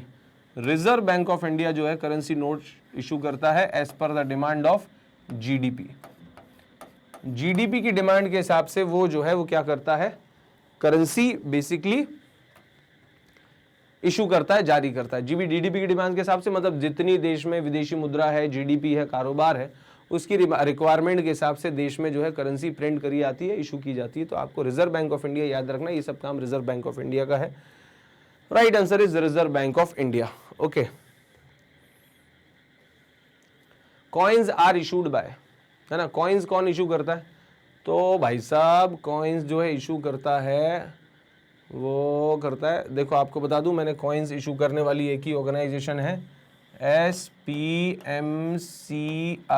है ना, पढ़ाया मैंने आपको वीडियो में, security printing and minting corporation of India limited.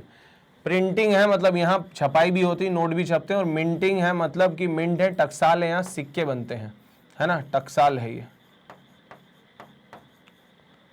आपको बता दूं कि ये जो SPMCIL है इसके अंडर में 4 टकसाल हैं, मुंबई, नोएडा, हैदराबाद, कोलकाता। मुंबई, नोएडा, हैदराबाद, कोलकाता, ये 4 टकसाल हैं। और बेसिकली ये जो पूरी ऑर्गेनाइजेशन है ये किसकी है? तो आपको बता दूं ये बेसिकली गवर्नमेंट ऑफ इंडिया की है, मतलब कि भारत सरकार की है, भारत सरकार,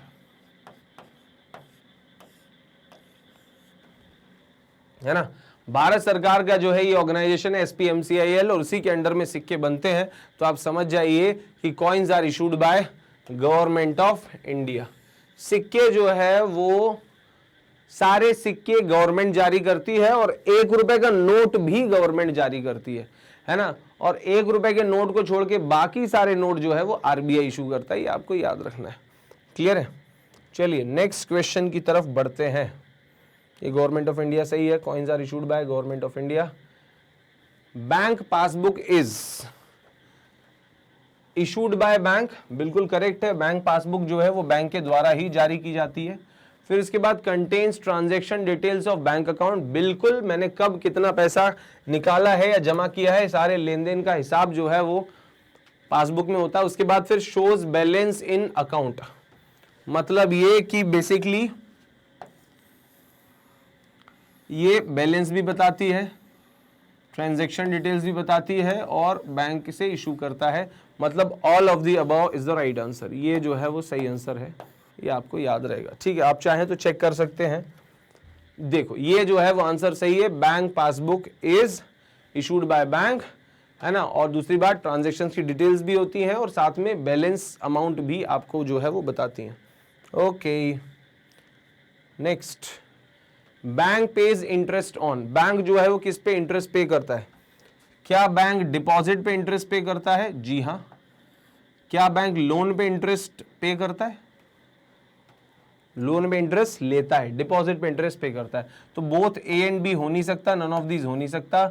लोन पे तो इंटरेस्ट लेता है, और ये बात करें बैंक पेज इंटरेस्ट, तो बैंक पे कब करता है इंटरेस्ट? जब आप बैंक के पास डिपॉजिट करो, है ना, चाहे वो रिकरिंग डिपॉजिट हो, रिकरिंग डिपॉजिट अकाउंट हो, या फिर फिक्स डिपॉजिट अकाउंट हो, है ना, और या फिर सेविंग अकाउंट हो, है ना। इन सब पे करंट अकाउंट में नहीं मिलता ब्याज, आपको पता है, क्योंकि बिजनेसमैन के लिए होता है। बाकी recurring account, fix deposit account, saving account, इन सब पर जो है वो इंटरेस्ट मिलता ही है। तो ये सब क्या है? डिपॉजिट्स हैं। और ये दोनों कैसे डिपॉजिट है? रिकरिंग अकाउंट और fix deposit account time deposit है। और ये सेविंग अकाउंट कौन सा डिपॉजिट है? तो ये जो है वो डिमांड डिपॉजिट है। ये डिमांड पे इससे जब चाहे पैसा निकाल सकते हो। तो इन दोनों पे, इन पे सब पे क्या मिलता है? इंटरेस्ट मिलता है। किसी पे ज्यादा, किसी पे कम, पर इंटरेस्ट सब पे मिलता है। आंसर देख सकते हैं आप, डिपॉजिट्स पे जो है इंटरेस्ट हमें मिलता है। Is that clear? चलिए next, bank charges interest on deposits, मतलब ये कि बैंक जो है वो चार्ज लेता है, बैंक शुल्क वसूलता है। तो अब जब बैंक शुल्क वसूलता है तो किस पे वसूलता है? तो बैंक भैया क्या डिपॉजिट पे शुल्क वसूलता है? नहीं, बैंक इस पे तो हमें उल्टा इंटरेस्ट देता है।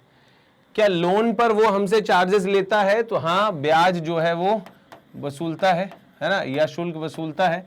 तो वो जो है वो लोन पर जरूर करता है, बिल्कुल सही है। लेकिन क्या ए और बी दोनों सही है? नहीं है, तो ये भी ऑप्शन हमारा नहीं है। क्या इनमें से कोई भी नहीं है? तो नहीं, एक तो है, तो ये भी ऑप्शन नहीं। मतलब the right answer is loan. Loan पर जो है वो बैंक हमसे इंटरेस्ट चार्ज करता है, मतलब चार्जेस लेता है, ये आपको याद रखना है। चलिए नेक्स्ट क्वेश्चन की तरफ बढ़ते हैं, है ना। लोन पर बैंक इंटरेस्ट चार्ज करता है।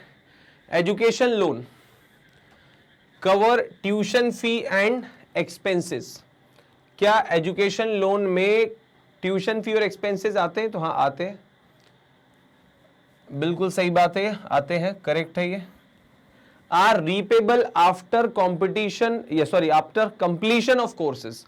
तो क्या ये कोर्स कंप्लीट करने के बाद चुका सकते हैं? रीपेबल है, तो हाँ है।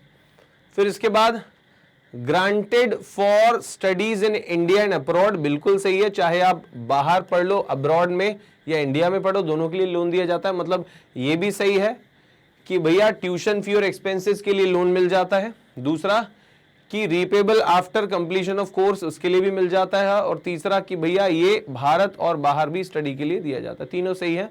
So the right answer is all of the above. तीनों आंसर्स आपके सही हैं, और उसको डायरेक्ट कौन कर रहा है? ये डी, है ना, जिसमें वो बता रहा है कि सभी आंसर जो है वो सही है। आप चाहे तो चेक कर सकते हैं, है ना, ये बिल्कुल करेक्ट आंसर है। चलिए नेक्स्ट, बिजनेस करस्पॉन्डेंट मींस, है ना, बिजनेस करस्पॉन्डेंट क्या होता है? तो भैया देखो, सिंपल सी बात है, an agent who provides banking services, ये हो सकता है, ठीक है, हाँ। An agent of business house, तो भैया नाम ही है उसका बिजनेस करस्पॉन्डेंट, तो बिजनेस हाउस का एजेंट है, ऐसा नहीं है। A type of money lender, बिल्कुल भी नहीं है। तो नन ऑफ दिस भी नहीं है, क्योंकि इसमें एक तो है आंसर। और वो बता दूं कि बेसिकली बैंक जनता तक डायरेक्ट कनेक्शन बैठाने के लिए अपने कुछ एजेंट्स बनाते हैं, ताकि वो सीधे जनता तक पहुंच सके, और उन्हीं को बोला जाता है भैया बिजनेस करस्पॉन्डेंट, है ना। और वो बिजनेस करस्पॉन्डेंट जो है an agent who provide banking services, है ना, ठीक है। तो ये जो है वो आप चेक कर सकते हैं, सही आंसर बिल्कुल सही है, an agent who provides banking services. Is that clear? चलिए आगे बढ़ते हैं नेक्स्ट क्वेश्चन की तरफ। इंटरनेट बैंकिंग रेफर्स टू, है ना, इंटरनेट बैंकिंग जो है वो क्या दर्शाती है, क्या रेफर करती है? तो operation of account through internet, मतलब ये कि आप अपने अकाउंट को ऑपरेट कर रहे हो थ्रू इंटरनेट, बिल्कुल सही, है ना। Opening of account through ATM, नहीं, इंटरनेट बैंकिंग इसे नहीं बोलते हैं। क्या ए और बी दोनों सही है? नहीं है। क्या इनमें से कोई भी सही नहीं है? नहीं, एक तो सही है, तो मतलब ये ऑप्शन भी गलत है। Right answer is operation of account through internet, मतलब ये कि अगर इंटरनेट के जरिए आप अपने अकाउंट को ऑपरेट कर रहे हैं तो उसे जो है इंटरनेट बैंकिंग कहा जाता है। Is that clear? So the right answer is A option, है ना, operation of account through internet. आप देख सकते हैं क्या ये आंसर जो है वो सही है? तो जी हाँ, बिल्कुल ये आंसर जो है वो अपना सही है। नेक्स्ट क्वेश्चन की तरफ बढ़ते हैं। नॉमिनेशन वंस डन कैन, मतलब ये कि एक बार जो नॉमिनेशन हो जाता है, नॉमिनी हो जाता है, आप अपना वारिस चुन लेते हो कि साहब मैं अगर नहीं रहा तो मेरा नामिती ये रहेगा, मेरा अकाउंट, मेरा पैसा जो है इसे दिया जाए, ये उसे ऑपरेट कर सकता है अकाउंट को। तो भैया क्या एक बार आपने किसी को नॉमिनी बना दिया तो क्या वो कैंसिल नहीं हो सकता? अगर आप जिंदा हो और आपने खुद ही नॉमिनी बनाया तो हाँ बिल्कुल कैंसिल तो हो सकता है। ठीक है,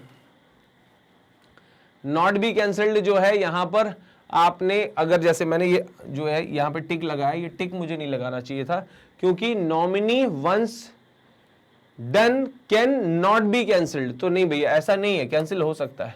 कैन बी कैंसिल्ड हो सकता है, कैन नॉट बी चेंज तो चेंज भी हो सकता है, तो ये भी गलत है, ये भी गलत है। मतलब right answer is can be cancelled. Nomination once done can be cancelled, मतलब एक बार नॉमिनेशन हो गया, एक बार नॉमिनी हो गया, उसके बाद भी वो कैंसिल हो सकता है, आप इसे याद रखोगे।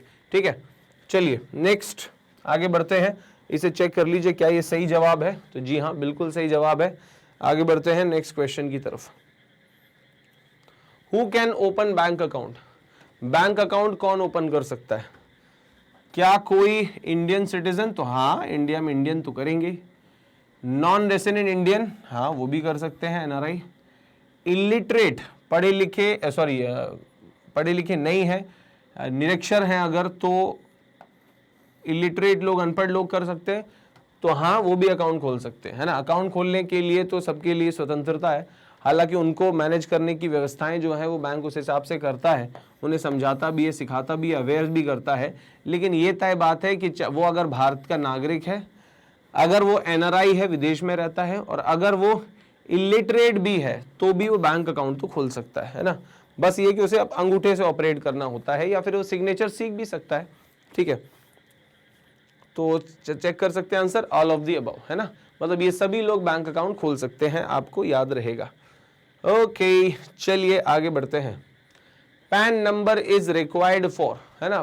पैन नंबर मतलब परमानेंट अकाउंट नंबर। मैंने आपको बताया था कि परमानेंट अकाउंट नंबर तब लगता है जब आप कोई बड़ा अमाउंट बैंक में डिपॉजिट करते हो, बड़ी पेमेंट अगर आप कर रहे हो, है ना, तो वहां पर जो है पैन नंबर लगता है। मतलब वो बेसिकली डिपॉजिट लेस देन 50,000, मतलब ये कि आप 50,000 से कम डिपॉजिट कर रहे हो, उस पे पैन नंबर लगता है।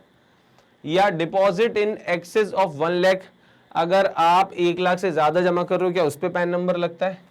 या डिपॉजिट ₹50,000 एंड अबव, आप 50,000 जमा कर रहे हो या उससे ज्यादा कर रहे हो तो उसके लिए लगता है। या ऑल ट्रांजेक्शन्स के लिए। तो देखो सिंपल सी बात है, अगर मैं 5-10 हजार जमा कर रहा हूं, मतलब 50,000 से कम कर रहा हूं, तो ये तो नहीं है, इस पे तो पैन नंबर नहीं मांगता है वो। Deposit in excess of 1 lakh, तो ये भी नहीं है। तो जब ये दोनों नहीं है तो all of above the all transactions भी नहीं हो सकता। और यहां पर डिपॉजिट ₹50,000 एंड अबव, मतलब बेसिकली होता है ये कि 49,000 से ज्यादा होता है। अगर 49,000 से ज्यादा मतलब कितना हो गया, 50,000 एंड अबव। ऐसा अगर है तो ये करेक्ट आंसर है। अगर आप ऐसा करते हो तो बैंक आपसे बोलेगा कि भैया अपना पैन कार्ड दिखाओ, तब जो है ये पैसा जमा हो पाएगा। क्लियर है? ओके, देख लेते हैं, चेक कर लेते हैं। Right answer is deposit ₹50,000 and above. या अगर एक बार में लिखना हो ऐसा तो बोल सकते हैं अबव 49,000, 49,000 से ज्यादा जमा करने पर पैन कार्ड की आवश्यकता होती है, बैंक में बताना पड़ता है, दिखाना पड़ता है ना, ताकि टैक्स अकाउंट पे आपकी एंट्री हो कि आप इतना बड़ा अमाउंट लेन देन कर रहे हो एक साथ। टीडीएस मीन्स, टीडीएस का मतलब क्या होता है? तो फ्रेंड्स ये होता है, देखो टाइम डिपॉजिट स्कीम तो ये नहीं होती, टोटल डिपॉजिट स्कीम भी नहीं होती, इसका फुल फॉर्म होता है टैक्स डिडक्टेड एट सोर्स। क्या होता है? Tax deducted at source. आपका जो भी बेसिकली मैं आपको बताऊं ग्रॉस सैलरी होता है, उसका 10% जो है वो हर महीने डिडक्ट होता है। अगर आपको कहीं से सैलरी मिल रही है ना, सैलरीड हो आप, तो हर महीने 10% डिडक्ट होता है। जैसे मान लीजिए कोई 30,000 कमा रहा है ना, तो 30,000 का 10%, तो कितना हो गया? 30,000 का 10% भैया 3,000 रुपए जो है वो हर महीने टीडीएस के रूप में डिडक्ट हो रहा है एवरी मंथ, है ना। तो ये पर मंथ डिडक्ट हो रहा है, प्रति माह।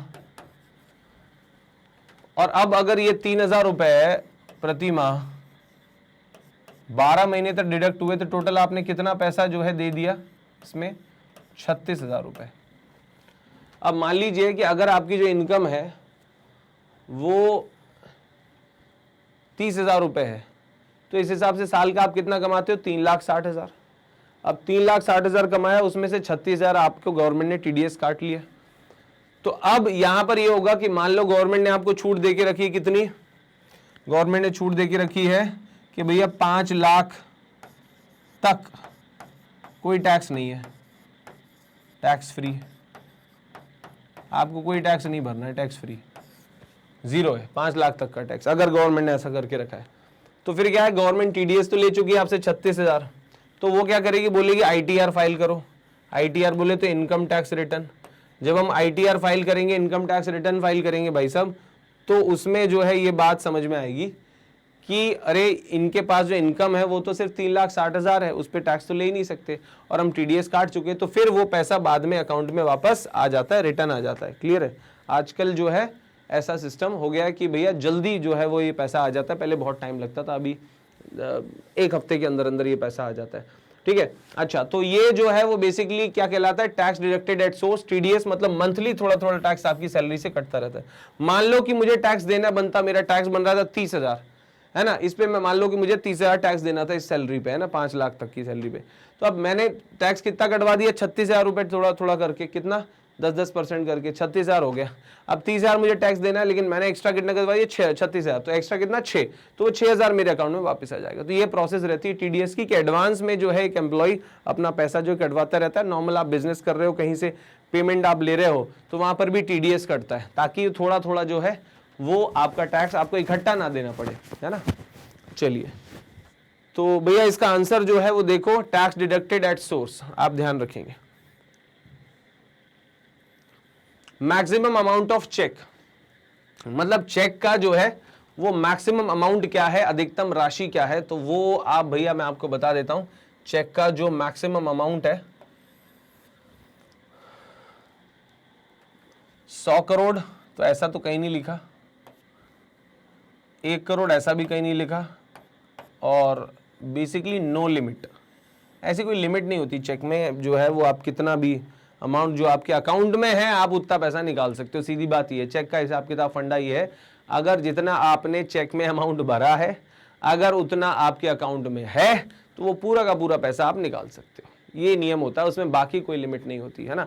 बाकी बैंक टू बैंक वेरी करती है कभी कभी, है ना, चेक टू चेक जो है, या अकाउंट या फैसिलिटी जिस तरह का आपने चेक लेके रखा है, बाकी लिमिट नहीं होती। चेक के थ्रू आप कितना भी पैसा निकाल सकते हो, मतलब यहाँ पे कोई लिमिट नहीं है, जितना आपके अकाउंट में सब निकाल लो, कोई दिक्कत नहीं है ना। तो चेक के थ्रू आप सारा पैसा निकाल सकते हो। आंसर देखो ये नो लिमिट है ना, करोड़ों रुपए का चेक जो हो सकता है। ठीक है, अब बात करते हैं आगे नेक्स्ट क्वेश्चन की तरफ। Bank draft is issued by, bank draft जो है वो कौन इशू करता है? तो क्या प्राइवेट सेक्टर बैंक इशू करते हैं ड्राफ्ट? हाँ इशू करते हैं।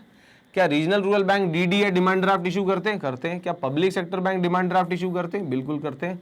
तो मतलब आंसर है ऑल ऑफ दी अबव, या ऑल ऑफ अबव, है ना। ये ऊपर वाले जितने हैं ये सब सही आंसर हैं, ये सभी बैंक डिमांड ड्राफ्ट इशू करते हैं, ड्राफ्ट इशू करते हैं, है ना। और ये पेमेंट करने का एक सेफ तरीका है, मैंने पिछले वीडियो में आपको बताया भी था कि बेसिकली डीडी के साथ फायदा ये है कि डीडी बाउंस नहीं हो सकता। चेक तो इनकेस बाउंस हो भी जाता है, पर डीडी कभी बाउंस नहीं होता, ये आप याद रखेंगे।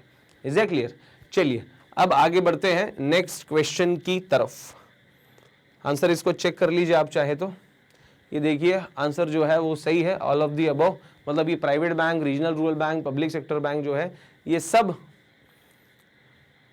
बेसिकली ड्राफ्ट इशू कर सकते हैं। सेल्फ हेल्प ग्रुप इन्वॉल्व्स, मतलब सेल्फ हेल्प ग्रुप बोले तो स्वयं सहायता समूह, है ना, जो लोग महिलाएं या पुरुष जो है मिल के ग्रुप बनाते हैं कॉमन कोई गोल ऑब्जेक्टिव जो है वो अचीव करने के लिए। तो सेल्फ हेल्प ग्रुप में 5 से लेके 25 मेंबर होते हैं। क्या ये बात सही है? जी हाँ बिल्कुल सही है। रेगुलर सेविंग हैबिट्स जो है वहां पर बनाई जाती हैं, तो बिल्कुल सही है, मतलब समय समय पर जो है पैसा जोड़ने के लिए प्लान्स बनते रहते हैं, और वो ग्रुप और लोग इंडिविजुअल्स भी पैसा जोड़ते हैं, इसलिए बना है वो ग्रुप। उसके बाद फिर interlending with in the group members, हाँ बिल्कुल, क्योंकि नाम ही इसका पड़ा है ना, सेल्फ हेल्प ग्रुप, आपस में पैसा इकट्ठा करते हैं, फिर मेंबर्स को ही जरूरत पड़ने पर लोन भी दिया जाता है बहुत कम इंटरेस्ट रेट पर। तो ये भी जो है बिल्कुल सही है, interlending with in the group members, मतलब ये कि जो सही आंसर है वो है आपका all of the above. Is it clear? ये करेक्ट आंसर है, लगे तो आप एक बार चेक कर सकते हैं, ऑल ऑफ द अबव ये जो है वो सही आंसर है। चलिए आगे बात करते हैं नेक्स्ट क्वेश्चन की तरफ। Payment of cheque can be stopped by, मतलब ये कि चेक का पेमेंट, कहीं आप गए हैं और आप किसी को चेक देना चाहते थे लेकिन चेक गलत व्यक्ति तक पहुंच गया, मिस हो गया, रुक गया, किसी ने चेक चुरा लिया, कोई चेक का मिसयूज कर सकता है, आपकी चेकबुक में चेक कम है, वो मिसिंग है, तो वो चेक का पेमेंट कौन रोक सकता है? तो क्या बेनिफिशियरी रोक सकता है चेक का पेमेंट? नहीं रोक सकता, है ना। बेनिफिशियरी मतलब जिसके नाम का चेक है वो रोक सकता है? नहीं रोक सकता। क्या नॉमिनी रोक सकता है? तो बिल्कुल नहीं, नॉमिनी भी नहीं रोक सकता, है ना, जिसके नाम का है।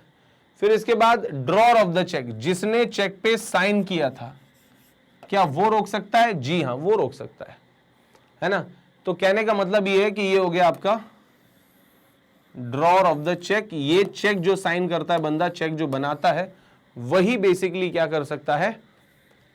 चेक को पे होने से रोक सकता है। मान लो वो फोन करके बोल सकता है, अपना ऑथेंटिकेशन दे सकता है कि भैया ये नंबर का चेक जो है वो पेमेंट नहीं होना चाहिए, तो सिर्फ इसी के पास अथॉरिटी होती है और किसी के पास नहीं।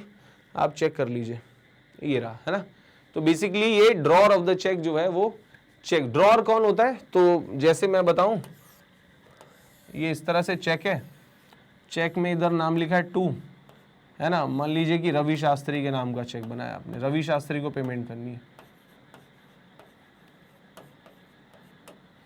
है ना। अब ये जो चेक है वो कौन से बैंक का है? तो यहां पर बैंक का नाम लिखा है, मान लीजिए स्टेट बैंक ऑफ इंडिया, इधर पे अमाउंट लिखा है, और भी बहुत सारी चीजें होती हैं, यहाँ डेट होती है ना, यहाँ पे वर्ड्स में होता है, इधर पे मान लीजिए लिखा हुआ है कि भैया 50,000 रुपीज़, ऐसा 50,000 रुपये।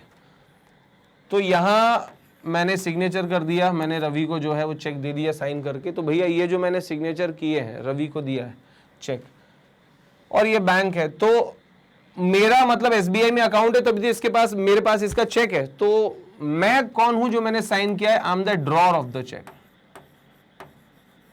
मैं चेक का ड्रॉर हूं, मैंने चेक साइन किया है, चेक भरा है, मैं चेक इशू कर रहा हूं, है ना, तो I am the drawer of the cheque. अच्छा, फिर मैं तो सिर्फ साइन भर कर रहा हूं, लेकिन मेरी तरफ से पेमेंट कौन करेगा? मेरा पैसा पेमेंट कौन करेगा? बैंक, क्योंकि मैंने बैंक में पहले से पैसा डाल के रखा है, मैं बस चेक के जरिए आदेश भर दे रहा हूं कि भैया पैसा जो है पे कर देना अकाउंट से, तो ये पे कर देगा किसको? रवि को, है ना। तो ये जो एसबीआई है ये कहलाता है यहां पे ड्रॉई, क्या कहलाता है? ड्रॉई। तो अब ये ड्रॉई हो गया, है ना, ये ड्रॉर हो गया, फिर इसके बाद ये हो गया पेई, जिसको अंत में पैसा मिलता है ना, हाथ में आता है जिसके, ये ड्रॉर है, ये ड्रॉई है,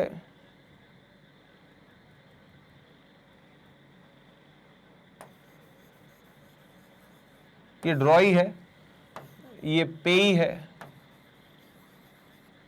और ठीक है, जिसके हाथ में पैसा आता है वो पेई है। आपको याद रखना, जिसने चेक जारी किया है वो ड्रॉर है, और ड्रॉर के बिहाफ में उसका बैंक जो है वो पैसे का भुगतान करेगा इसे, तो ये क्या कहलाएगा? ड्रॉई। और चेक के केस में ड्रॉई हमेशा बैंक ही होता है, क्योंकि चेक का भुगतान कौन करे? जो भुगतान करता है, पे करता है, वो ड्रॉई कहलाता है। तो चेक का पेमेंट कौन करता है? हमेशा बैंक, तो ऑलवेज ड्रॉई। तो ये मैंने ड्रॉर, ड्रॉई और पेई का कॉन्सेप्ट आपको समझाया। जिसको अंत में पैसा मिलेगा चेक का वो पेई है ना, जिसके नाम का चेक है। वो जो बैंक है जिसका वो चेक है वो ड्रॉई है, क्योंकि वही बैंक उस चेक का पेमेंट करने वाला है। और चेक जो इशू किया है जिसने, वो बंदा क्या कहलाता है? ड्रॉर ऑफ द चेक, है ना। तो बेसिकली चेक जिसने साइन किया है उसी को अथॉरिटी है चेक को कैंसिल कराने की भी, ये आप याद रखेंगे। तो the answer is drawer of the cheque can, है ना, स्टॉप चेक, है ना। नेक्स्ट क्वेश्चन ये रहा आपकी स्क्रीन पर, account paid cheque can be paid. Account paid cheque जो है वो पे किए जा सकते हैं। तो बेसिकली वो कैसे? At cash counter of bank, नहीं, अकाउंट पे ही चेक है। अकाउंट पे ही चेक कैसे बनता है? तो अगर कोई चेक है और इस तरह से जो है बेसिकली दो क्रॉस चेक के कॉर्नर पे इस तरह से पेन से अगर आपने लगा दिए तो अकाउंट पे ही चेक होता है। इसका मतलब ये है कि कैश काउंटर पे ये कैश नहीं हो सकता, एटीएम पे भी नहीं हो सकता है। Bye deposit in bank account, आपको क्या करना पड़ेगा? बैंक अकाउंट में डिपॉजिट करना पड़ेगा, पेमेंट सीधा अकाउंट में पहुंचेगा, किसी के हाथ में नहीं आएगा। काउंटर पे कैश तो बिल्कुल नहीं मिलेगा, आप याद रखिए। Is it clear? तो इस तरह से ये जो है वो बेसिकली बैंक अकाउंट में ही डिपॉजिट करके ये पेमेंट हो सकता है। तो C option is correct answer, है ना? तो आप लिख सकते हैं ये हो गया C option correct.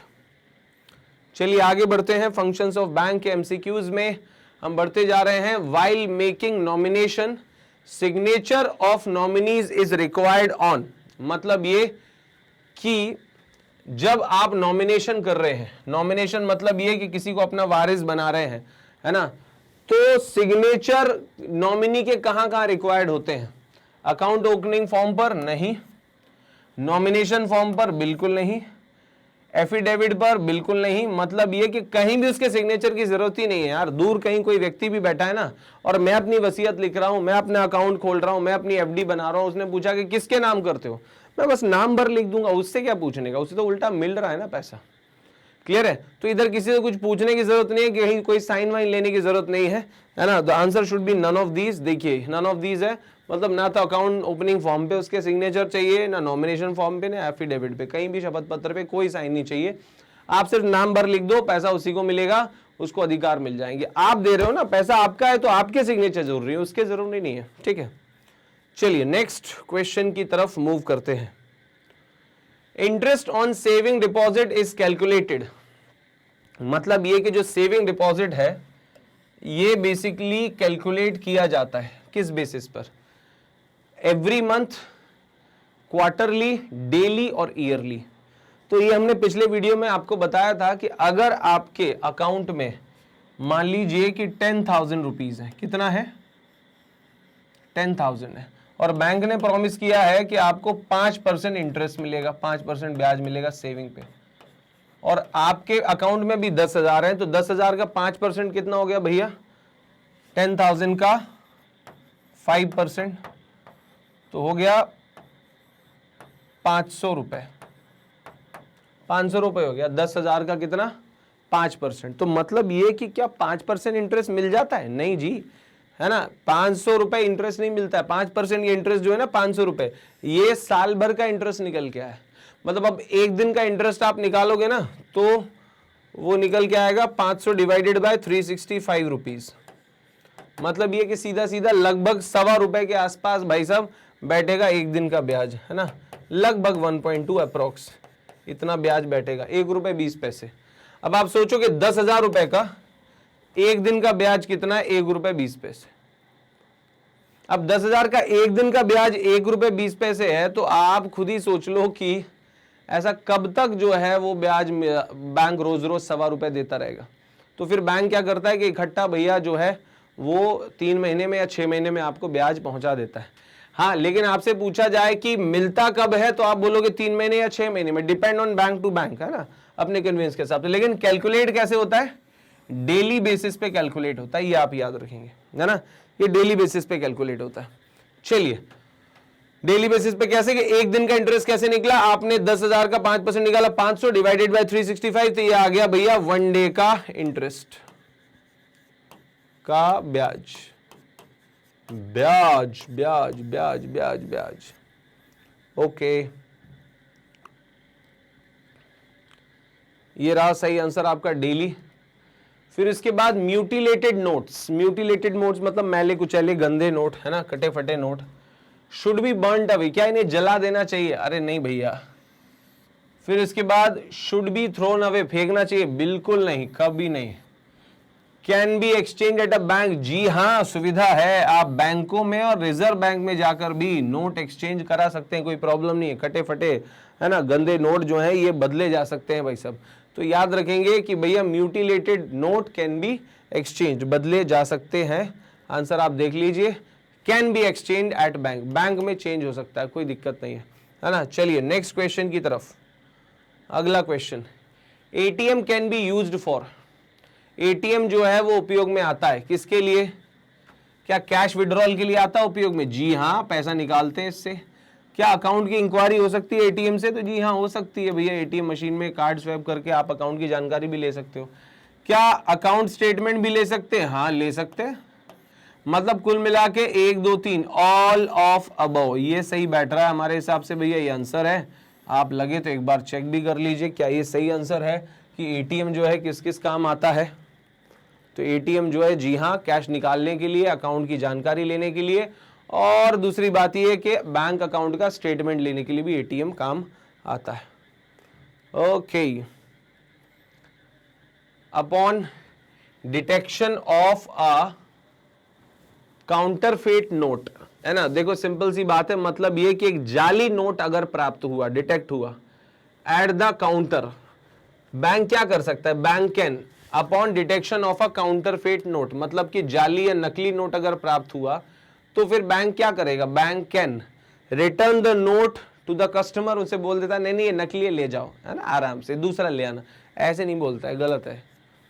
Exchange with the genuine note, मतलब ये ऐसे भी नहीं होगा कि बैंक बोले वो तुम्हारे पास तो ये नकली नोट है, एक काम करो ये मुझे दो, ये ओरिजिनल ले लो, ऐसे भी नहीं करेगा, एक्सचेंज भी नहीं करेगा। डिपॉजिट इन अकाउंट, आपके अकाउंट में नकली कोई दिक्कत नहीं यार, नोट तो है ना 500 रुपये लिखा है उस पर, ऐसा मैं जमा कर देता हूँ, नहीं ऐसे भी नहीं होगा। तो ये भी नहीं है। वो क्या करेगा? उसे इम्पाउंड द नोट, मतलब सबसे पहले तो उसे जब्त कर लेगा ताकि दोबारा उसका उपयोग ना हो। एंड इशू रिसिप्ट, मतलब ये कि उसकी रिसिप्ट जारी कर देगा कि भैया हमने आपसे ये नोट लिया है। Is it clear? और उस नकली नोट का कुछ नहीं होगा, सिंपल सी बात, मतलब ये कि आपको उसके बदले पैसा नहीं मिलेगा क्योंकि वो नकली है नोट, किधर से आया कुछ नहीं पता, तो वो सिर्फ आपसे जब्त करेगा और उसकी जो रसीद है वो आपको दे देगा कि आपसे नोट जब्त किया गया, बस, है ना, गया पैसा। और वैसे भी वो नकली था, किधर से आया किधर गया पता नहीं। चलिए, तो the right answer is impound the note, मतलब जब्त कर लेता है नोट और दूसरा उसकी जगह उसकी रसीद दे देता है कि आपसे भैया नोट लिया गया ये। Okay, contents of locker are, है ना, मतलब ये कि सीधी सी बात है कि लॉकर में जो है वो जो कंटेंट है वो किसको किसको उसकी जानकारी होती है, मतलब लॉकर में क्या क्या रखा हुआ है। तो ओनली नोन टू हायरर, मतलब ये कि जिसने लॉकर हायर करके रखा उसे, हाँ तो उसको तो जानकारी होगी, जिसने लॉकर हायर करके रखा उसे तो पता होगा कि मैंने भैया क्या छुपा के रखा है उसमें। अच्छा, दूसरी बात यह कि नोन टू बैंक, क्या बैंक को इसकी जानकारी होती? जी नहीं, बैंक को इसके बारे में कुछ नहीं पता होता। वो लॉकर है और वो आपकी पर्सनल जो है वो स्पेस है जो आपने बैंक से खरीदी है, और बैंकर उसमें ऐसे जाके झांकता नहीं है कि आपने साहब क्या रखा हुआ है उसमें, है ना। वो क्या करता है, मैंने पिछले वीडियो में आपको बताया था कि 2 चाबी होती है लॉकर की, एक आपके पास होती है, एक बैंकर के पास होती है। तो जब आपको लगे कि नहीं भाई गहने निकाल के लाना है, कहीं शादी वगैरह में जाना है वहां लगेंगे, तो आप बैंक जाते हो, तो आप क्या करोगे, वो गहने जो है वो निकालने के लिए बैंक जाओगे तो बोलेगे साहब लॉकर खोलना है, तो आप अपनी चाबी ले जाओ, बैंकर अंदर से उसी की एक और चाबी, दोनों चाबियां एक साथ लगा के घुमाओगे तो भैया फिर वो अकाउंट ओपन हो जाएगा, मतलब कि लॉकर ओपन हो जाएगा। और लॉकर ओपन हो जाएगा तो फिर बैंकर जो है चाबी लेके चला जाएगा, आप अपना सामान जो है जो निकालना है निकालो, जो रखना है रखो, बैग में रखो अपने, और फिर जो है आप उसे बंद करोगे, ऑटोमेटिक उसमें लॉक लग जाएगा। Is it clear? मतलब ये कि बैंकर को कुछ नहीं पता उसमें क्या होता है, लेकिन हाँ कई बार जब लोग कुछ इलीगल चीजें उसमें रखते हैं, शक के दायरे में आते हैं, तो पुलिस हो गया या इन्वेस्टिगेशन एजेंसीज हैं, वो लॉकर को सीज भी कर सकती हैं और लॉकर से जो है पैसा भी निकाल सकती हैं। क्लियर है? चलिए, ओके, तो मेरे हिसाब से जो सही आंसर है वो जो है वो क्या है, ओनली नॉन हायरर, मतलब जिसने बेसिकली लॉकर को हायर करके रखा है, जो ग्राहक है उसी को जो है उसके बारे में पता होता है, बाकी लॉकर के बारे में और किसी को कुछ पता नहीं होता, ये आप याद रखेंगे। Is that clear? चलिए,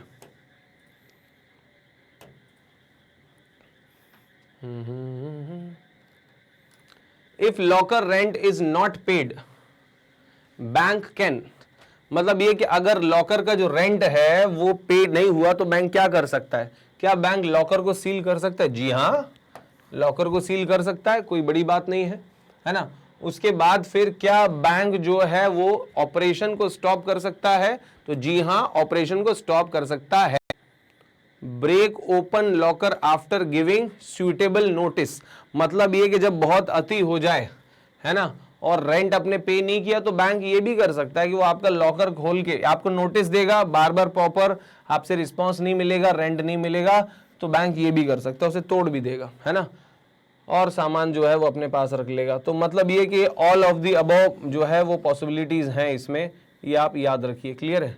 चलिए अब इसके बाद फिर मेरे हिसाब से आंसर ये है, आप देखिए ये रहा आंसर, कि मतलब ये कि अगर लॉकर का रेंट पे नहीं किया गया तो फिर भैया क्या कर सकते हैं, सील जो है वो लॉकर को किया जा सकता है, बंद किया जा सकता है, उसके बाद फिर ऑपरेशन उसके रोके जा सकते हैं कि भाई ऑपरेशन नहीं करो, पहले किराया भरो जो लॉकर का, और उसके बाद फिर अगर वो नहीं मान रहा है और रेंट भी पे नहीं किया, सामान अंदर है, तो बैंक चाहे तो इस लॉकर को तोड़ भी सकता है। मतलब सारे ऑप्शन बैंक के पास खुले हुए हैं, तो all of the above is the right answer, D option is correct. ठीक है, ओके नेक्स्ट हम बढ़ते हैं भैया, ये MGNREGS जो है स्टैंड्स फॉर ये क्या है, तो Mahatma Gandhi national rural employment generation scheme, है ना, या Mahatma Gandhi nutrition rural employment generation scheme, तो ये तो नहीं है, ये नहीं है। Mahatma Gandhi national rural employment guarantee scheme, Mahatma Gandhi national rural employment guarantee scheme, Mahatma Gandhi national rural employment generation scheme, तो भैया ये भी नहीं है। फिर नन ऑफ दीज, तो भैया इसमें ये मुझे लग रहा है भाई साहब, Mahatma Gandhi national rural employment guarantee scheme, ये जो है वो सही है। आपको बता दूं मनरेगा जो योजना है वो बेसिकली ये क्या काम करती है, मनरेगा योजना जो है वो क्या काम करता है, तो मनरेगा बेसिकली जो गांव के लोग होते हैं, जो ग्रामीण लोग होते हैं, है ना, ग्रामीण लोग जो हैं वो अपना घर छोड़ के शहर में जाके बस जाते हैं सिर्फ काम की तलाश में, है ना, थोड़े से पैसे के लिए। तो ये जो सरकार है उन्होंने मनरेगा योजना चलाई 2006 में, जो है इसे शुरू किया गया, और इसके तहत बेसिकली गांव के 10 किलोमीटर के दायरे में उनको काम दिया जाता है, गांव के मजदूरों को 10 किलोमीटर के दायरे में, है ना, और वो 100 दिन का काम साल भर में देने की जो है वो गारंटी होती है ना, रोजगार गारंटी, इसलिए इसको एम्प्लॉयमेंट गारंटी बोला जाता है कि हम 100 दिन का रोजगार तो कम से कम 100 डेज का रोजगार जो है वो देंगे। अब 100 डेज का रोजगार देंगे मतलब ये कि अगर हम 100 डेज का रोजगार नहीं दे पाए तो 100 डेज का पैसा हम देंगे आपको, उस काम का पैसा तो मिलेगा। तो यही कहलाती है रोजगार गारंटी योजना की, या तो काम दिया और अगर 100 दिन का काम नहीं दे पाए तो उसका पैसा मिलेगा। तो ये काफी पॉपुलर स्कीम है, इसको बोलते हैं Mahatma Gandhi national rural employment guarantee scheme. ये देखिए राइट आंसर इज, है ना, थर्ड वन, मतलब C1, है ना, ये जो है करेक्ट है। आप याद रखेंगे, बहुत ही सफल योजना है, बहुत पॉपुलर है किसानों के बीच में, ग्रामीणों के बीच में।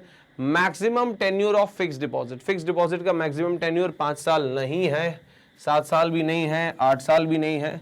जो अधिकतम टेन्योर है वो है 10 साल, 10 ईयर्स, 10 साल जो है वो अधिकतम टेन्योर है दोस्तों, वो ये आप याद रखेंगे, है ना। इसके बाद फिर चलते हैं अगले क्वेश्चन की तरफ, है ना, 10 साल ये सही है इसका answer. What is RuPay debit card? RuPay debit card क्या है? तो बेसिकली एक डोमेस्टिक डेबिट कार्ड है पेमेंट गेटवे के साथ में, रुपे जो है, बिल्कुल सही है, बिल्कुल करेक्ट। अच्छा, उसके बाद introduced by national payment corporation of India, ये भी सही है। फिर इसके बाद accepted at all ATMs and POS machines, ये भी सही है ना। ये इसके बारे में सारी जानकारियां मेरे को सही लग रही है, मतलब ये कि डोमेस्टिक ये कार्ड है हमारे, जैसे कि वीजा और मास्टर कार्ड हमारे यहाँ के नहीं है, बाहर के। जो रुपे है कार्ड, रुपे आपने देखा होगा, आपके डेबिट कार्ड पर जो है रुपे लिखा होता है साइड में, वो पेमेंट गेटवे है। तो रुपे जो है इंडियन डेबिट कार्ड हो गया, introduce by national payment corporation of India, ये भी सही हो गया।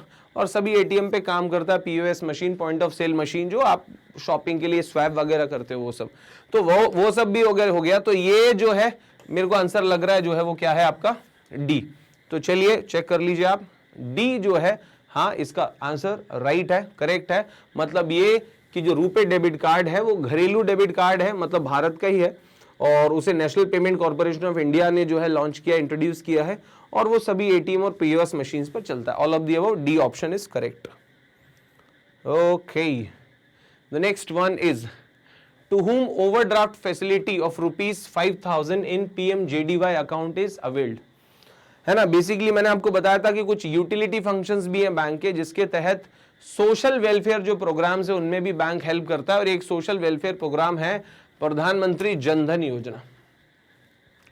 प्रधानमंत्री जनधन योजना के तहत अगर, है ना, वो ये बोल रहा है, पहले तो ये बताया कि ओवरड्राफ्ट फैसिलिटी मिलती है 5000 की। तो ओवरड्राफ्ट मैंने पढ़ाया हुआ है, ओवरड्राफ्ट जो है वो बैंक का प्राइमरी फंक्शन है ना, एडवांसिंग, है ना, टू प्रोवाइड एडवांसेस जो है, या गिविंग एडवांसेस में से एक है। जैसे लोन देते हैं वैसे ओवरड्राफ्ट भी देते हैं। जब आपके बैंक अकाउंट में पैसा नहीं है, जीरो बैलेंस है, तो आपको पुराना, अगर आपसे बैंक के रिश्ते अच्छे रहे हैं और बैंक आप पर भरोसा करता है, तो फिर बैंक आपको 5000 रुपए तक का ओवरड्राफ्ट दे दे। मतलब जीरो बैलेंस होने के बाद भी अकाउंट से आप पैसा निकाल सकते हो 5000 तक, हालांकि वो आपको विद इंटरेस्ट वापस चुकाना पड़ेगा।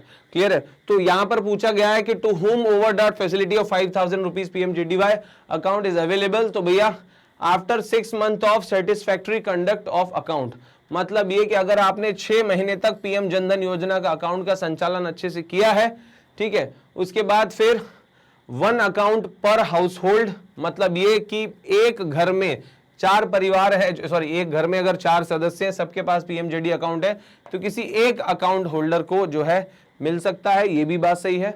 और customers in age group of 18 to 60, 18 से 60 साल के बीच के कस्टमर को जो है 5000 का लोन मिल सकता है, तो ये भी बात एकदम सही है। मतलब मेरे लिए तो आंसर जो है ये ऑल ऑफ द अबव वाला जो है ये फिट बैठ रहा है। और चेक कर लीजिए चाहें तो आप कि क्या ये सही है। तो जी हाँ, सही है।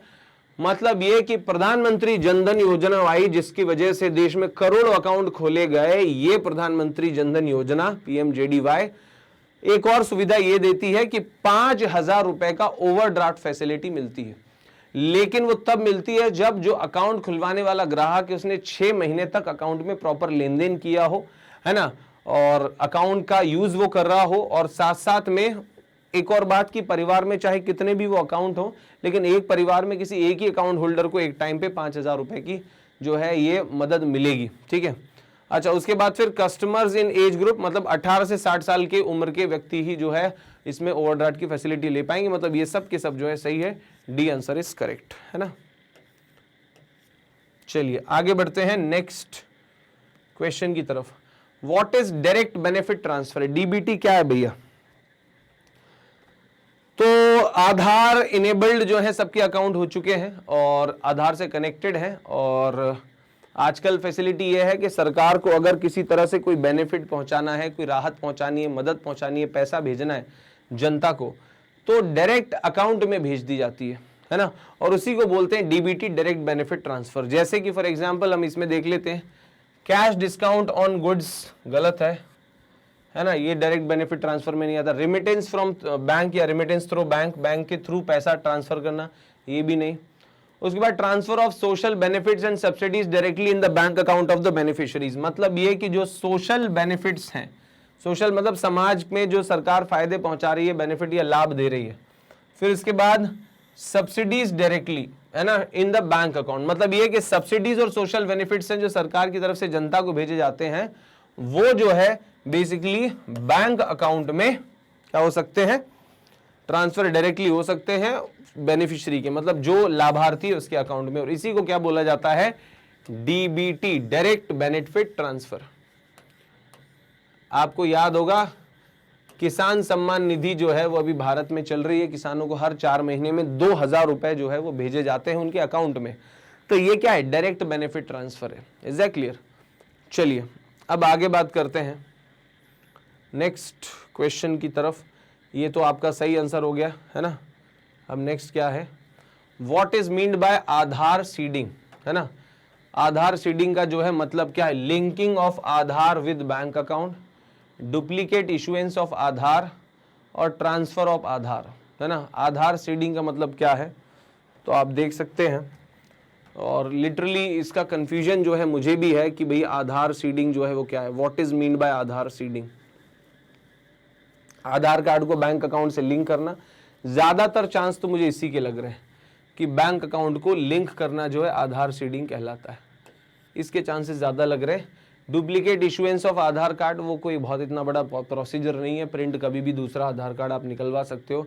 ट्रांसफर ऑफ आधार तो ये भी कुछ नहीं लग रहा ऑप्शन, यही लग रहा ऑप्शन, तो चेक कर लेते हैं। तो राइट आंसर जी हाँ, आपके बैंक अकाउंट से आप अगर आधार को लिंक कर रहे हैं तो उसे बोला जाता है आधार सीडिंग। आधार सीडिंग क्या है? बैंक अकाउंट से आधार को लिंक करना। क्लियर है? चलिए ओके।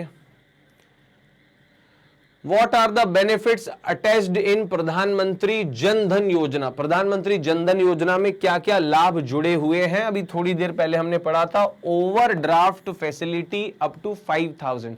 अगर आपके बैंक के साथ लेन देन 6 महीने तक बढ़िया चला प्रधानमंत्री जन धन योजना अकाउंट में, तो इस बेनिफिट के लिए तो आप एप्लीकेबल हो जाओगे। कौन से बेनिफिट के लिए? कि भैया ये जो है 5000 रुपए का ओवरड्राफ्ट फैसिलिटी, जीरो बैलेंस होने के बाद भी 5000 का लोन आप ले सकते हो, है ना। फिर इसके बाद जीवन बीमा, लाइफ इंश्योरेंस कवर मिलता है 30,000 का, तो ये बिल्कुल सही बात है, 30,000 रुपए का जो है जीवन बीमा मिलता है। दूसरी बात, accidental insurance 1 lakh rupees, 1 lakh रुपए का एक्सीडेंटल इंश्योरेंस भी मिलता है जनधन योजना में। तो ये सारे बेनिफिट्स जी हाँ है प्रधानमंत्री जनधन योजना के। क्लियर है? तो मेरे हिसाब से जो आंसर होना चाहिए वो होना चाहिए आपका क्या? डी ऑप्शन जो है वो सही होना चाहिए। This is the answer, this should be the answer. Clear है? तो अब आप देख लो कि भैया आंसर कौन सा है। तब तक मैं थोड़ा सा पिस्टल बना लेता हूं। ये देखो पिस्टल सही है क्या? ऐसी बनती है क्या? तो ऑल ऑफ दी अबव जो है इसका आंसर सही है, करेक्ट है ना। देखते हैं सही आंसर क्या है। जी हाँ, वही बंदूक वाला आंसर है, बंदूक में हटा देता हूं। देख जी बिल्कुल okay. Next, who can open account under प्रधानमंत्री जनधन योजना? प्रधानमंत्री जनधन योजना में कौन अकाउंट खोल सकता है? Only lady of the house, बिल्कुल नहीं, गलत बात, कोई भी खोल सकता है। Only head of the family, मुखिया खोल सकता है, ऐसे भी नहीं है। ऑल अबव तो हो ही नहीं सकता जब दोनों नहीं है, तो ये बचा minor above the age of 10 years, है ना। बाकी कोई भी खोल सकता है, लेकिन सही ऑप्शन यहां पर क्या है? तो सही, ये गलत है ना, ये ऑप्शन, ये भी गलत है, और जब ये दोनों गलत है तो ये तो गलत ही है। तो जो एकमात्र सही बैठ रहा है, मतलब बड़े लोग तो कर ही सकते हैं, बाकी 10 साल से ऊपर कोई भी बंदा जो है वो बैंक अकाउंट खोल सकता है, आपको याद रखना है। Is that clear? देखिए आंसर सही, ऑल ऑफ दी अबव। ओ हो, यहां तो मेरे से ही गलती हो गई भाई साहब। यहां पर वो कहना चाह रहा है who can open an account under प्रधानमंत्री जनधन योजना। ध्यान रखिए, जो लोग ये सोच रहे हैं कि सर जो है वो क्वेश्चन पहले से पढ़े होते हैं, पता होते हैं, तो नहीं, बिल्कुल नहीं, है ना। देखिए एक कंफ्यूजन हमसे हो गया, और एक गलती जो है लिटरली हमसे हो गई कि who can open an account under प्रधानमंत्री जनधन योजना। तो उन्होंने कहा कि 10 साल से ऊपर का व्यक्ति कोई भी वो खोल सकता है, बिल्कुल। Only lady of the house, मतलब ये कि भैया अगर घर में कोई एकमात्र महिला है, only lady of the house, वो खोल सकती है? जी हाँ खोल सकती है। Only head of the family, कोई एकमात्र अगर मुखिया है घर का तो वो भी, मतलब ये सब लोगों को, किसी को भी मना ही नहीं है क्वेश्चन में, वो ये कहना चाह रहा है। Is that clear? ये सबके सब जो है वो जनधन योजना का अकाउंट खोल सकते हैं। Is that clear? तो ये ऑल ऑफ द अबव जो है इस तरह से आंसर जो है वो इसका करेक्ट है। ठीक है, चलिए आगे बढ़ते हैं। Who is bank Mitra? Bank Mitra कौन है? तो बैंक मित्र जो है वो सिक्योरिटी गार्ड है क्या? नहीं है, है ना। और जब ये नहीं है तो फिर नन ऑफ दी अबव भी जो है बेसिकली। देखते हैं, वैल्यूएबल कस्टमर ऑफ बैंक, नहीं, बिल्कुल नहीं, बैंक मित्र कस्टमर नहीं होता। फिर इसके बाद banking correspondent engaged by bank, एक बैंकिंग करस्पॉन्डेंट होता है जिसने जनता से इंटरेक्शन करने के लिए उसे रखा है, वो कहलाता है बैंक मित्र, है ना। जो लोगों से जाके डायरेक्ट मिलता है और बैंक की बातें और संदेश जो है या बैंक के जो प्लान्स हैं वो जनता तक पहुंचाता है ना। तो वो बैंकिंग करस्पॉन्डेंट कहलाता है, उसी को जो है क्या बोला जाता है? बैंक मित्र बोला जाता है भाई साहब, बैंक मित्र, बैंक मित्र ये है ना, banking correspondent. Is that clear? चलिए आगे बढ़ते हैं नेक्स्ट क्वेश्चन की तरफ। देखा, बैंकिंग करस्पॉन्डेंट आ गया। What kind of services are available free in basic saving bank deposit account. Basic saving bank deposit account में कौन कौन सी सर्विसेज जो हैं वो अवेलेबल है? तो भैया receipt credit of money through NEFT RTGS, बिल्कुल। क्या आरटीजीएस और एनईएफटी की facility basic saving bank deposit account पे होती है? हाँ। फिर उसके बाद no annual maintenance charges on ATM cum debit card,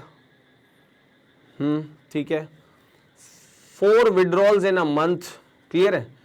तो यहां पर बेसिकली लगभग सभी का जो है इशारा ये कर रहे हैं कि सारा कुछ है, तो ऑल ऑफ दी अबव मेरे हिसाब से जो है वो होना चाहिए, लेकिन फिर भी मैं इसको लेकर श्योर नहीं हूं दोस्तों। देखते हैं सही आंसर जो है वो इसका क्या है। ऑल ऑफ दी अबव होना चाहिए, हाँ बिल्कुल सही है। मतलब ये कि जो बेसिक सेविंग बैंक डिपॉजिट है जिसे बोलते हैं BSBDA, BSBDA basic saving bank deposit account जो है, नॉर्मल जो हमारे सेविंग अकाउंट होते हैं, बेसिक अकाउंट होते हैं, है ना। तो receipt credit of money through NEFT RTGS, मतलब एनईएफटी आरटीजीएस जो वो कर सकते हैं, पैसा भेज सकते हैं, प्राप्त कर सकते हैं। उसके बाद फिर कोई एनुअल मेंटेनेंस नहीं लगता एटीएम कम डेबिट कार्ड पर। उसके बाद फिर 4 विड्रॉल इन अ मंथ, एक महीने में 4 बार विड्रॉल जो है इंक्लूडिंग एटीएम विड्रॉल जो है वो किया जा सकता है basic saving bank deposit account पे, है ना। तो ये जो है बेसिकली बातें सब सही है, इसलिए ऑल ऑफ द अबव जो है वो करेक्ट आंसर है। चलिए फिर next, what is the minimum deposit required while opening a BSBDA account. मतलब बीएसबीडीए अकाउंट जो है वो खोलते समय जो है वो मिनिमम डिपॉजिट कितना रिक्वायर है, मतलब कि कम से कम कितना पैसा जमा होना चाहिए। तो भैया basic saving bank deposit account खोला ही इसलिए गया था ताकि उसमें मिनिमम डिपॉजिट का रिक्वायरमेंट ना रहे। मतलब मेरे हिसाब से जो सही आंसर होना चाहिए no minimum deposit required. Clear है, कोई डिपॉजिट जो है वो जरूरी नहीं है, इसमें जीरो बैलेंस के साथ basic saving bank deposit account खोला जा सकता है। तो देख लीजिए कि सही आंसर है कि नहीं। तो जी हाँ, वही आंसर जो है वो बेसिकली सही है ना, no minimum deposit. Next question की तरफ बढ़ते हैं। व्हाट इज अटल पेंशन योजना। अटल पेंशन योजना क्या है फ्रेंड्स? तो provide social security to the unorganised sector, encourage workers to voluntarily save for their retirements। मतलब ये कि सिंपल सी बात है, पहली बात तो प्रोवाइड सोशल सिक्योरिटी, सामाजिक सुरक्षा उन्हें प्रदान करना। वो जो अनऑर्गेनाइज सेक्टर से आते हैं, मतलब मजदूर वगैरह जो हैं, उनको सामाजिक सुरक्षा प्रदान करना अटल पेंशन योजना का उद्देश्य है। तो जी हाँ है, ये तो लग रहा है। फिर encourage worker to voluntarily save their retirement, हाँ बिल्कुल सिंपल सी बात है, उनका रिटायरमेंट या सेवानिवृत्ति जो है उसकी सुरक्षा करना, ये भी इसका एक उद्देश्य हो सकता है। Fixed pension is paid on the attaining age of 60 years, मतलब 60 साल की उम्र के बाद एक निश्चित अमाउंट या पेंशन जो है वो दी जाती है। तो ये भी करेक्ट है, मतलब इसका भी आंसर भाई साहब 60 वर्ष होना चाहिए, sorry all of the above होना चाहिए, है ना। डी जो है वो इसका आंसर है सही, ये आप याद रखेंगे। Is that clear?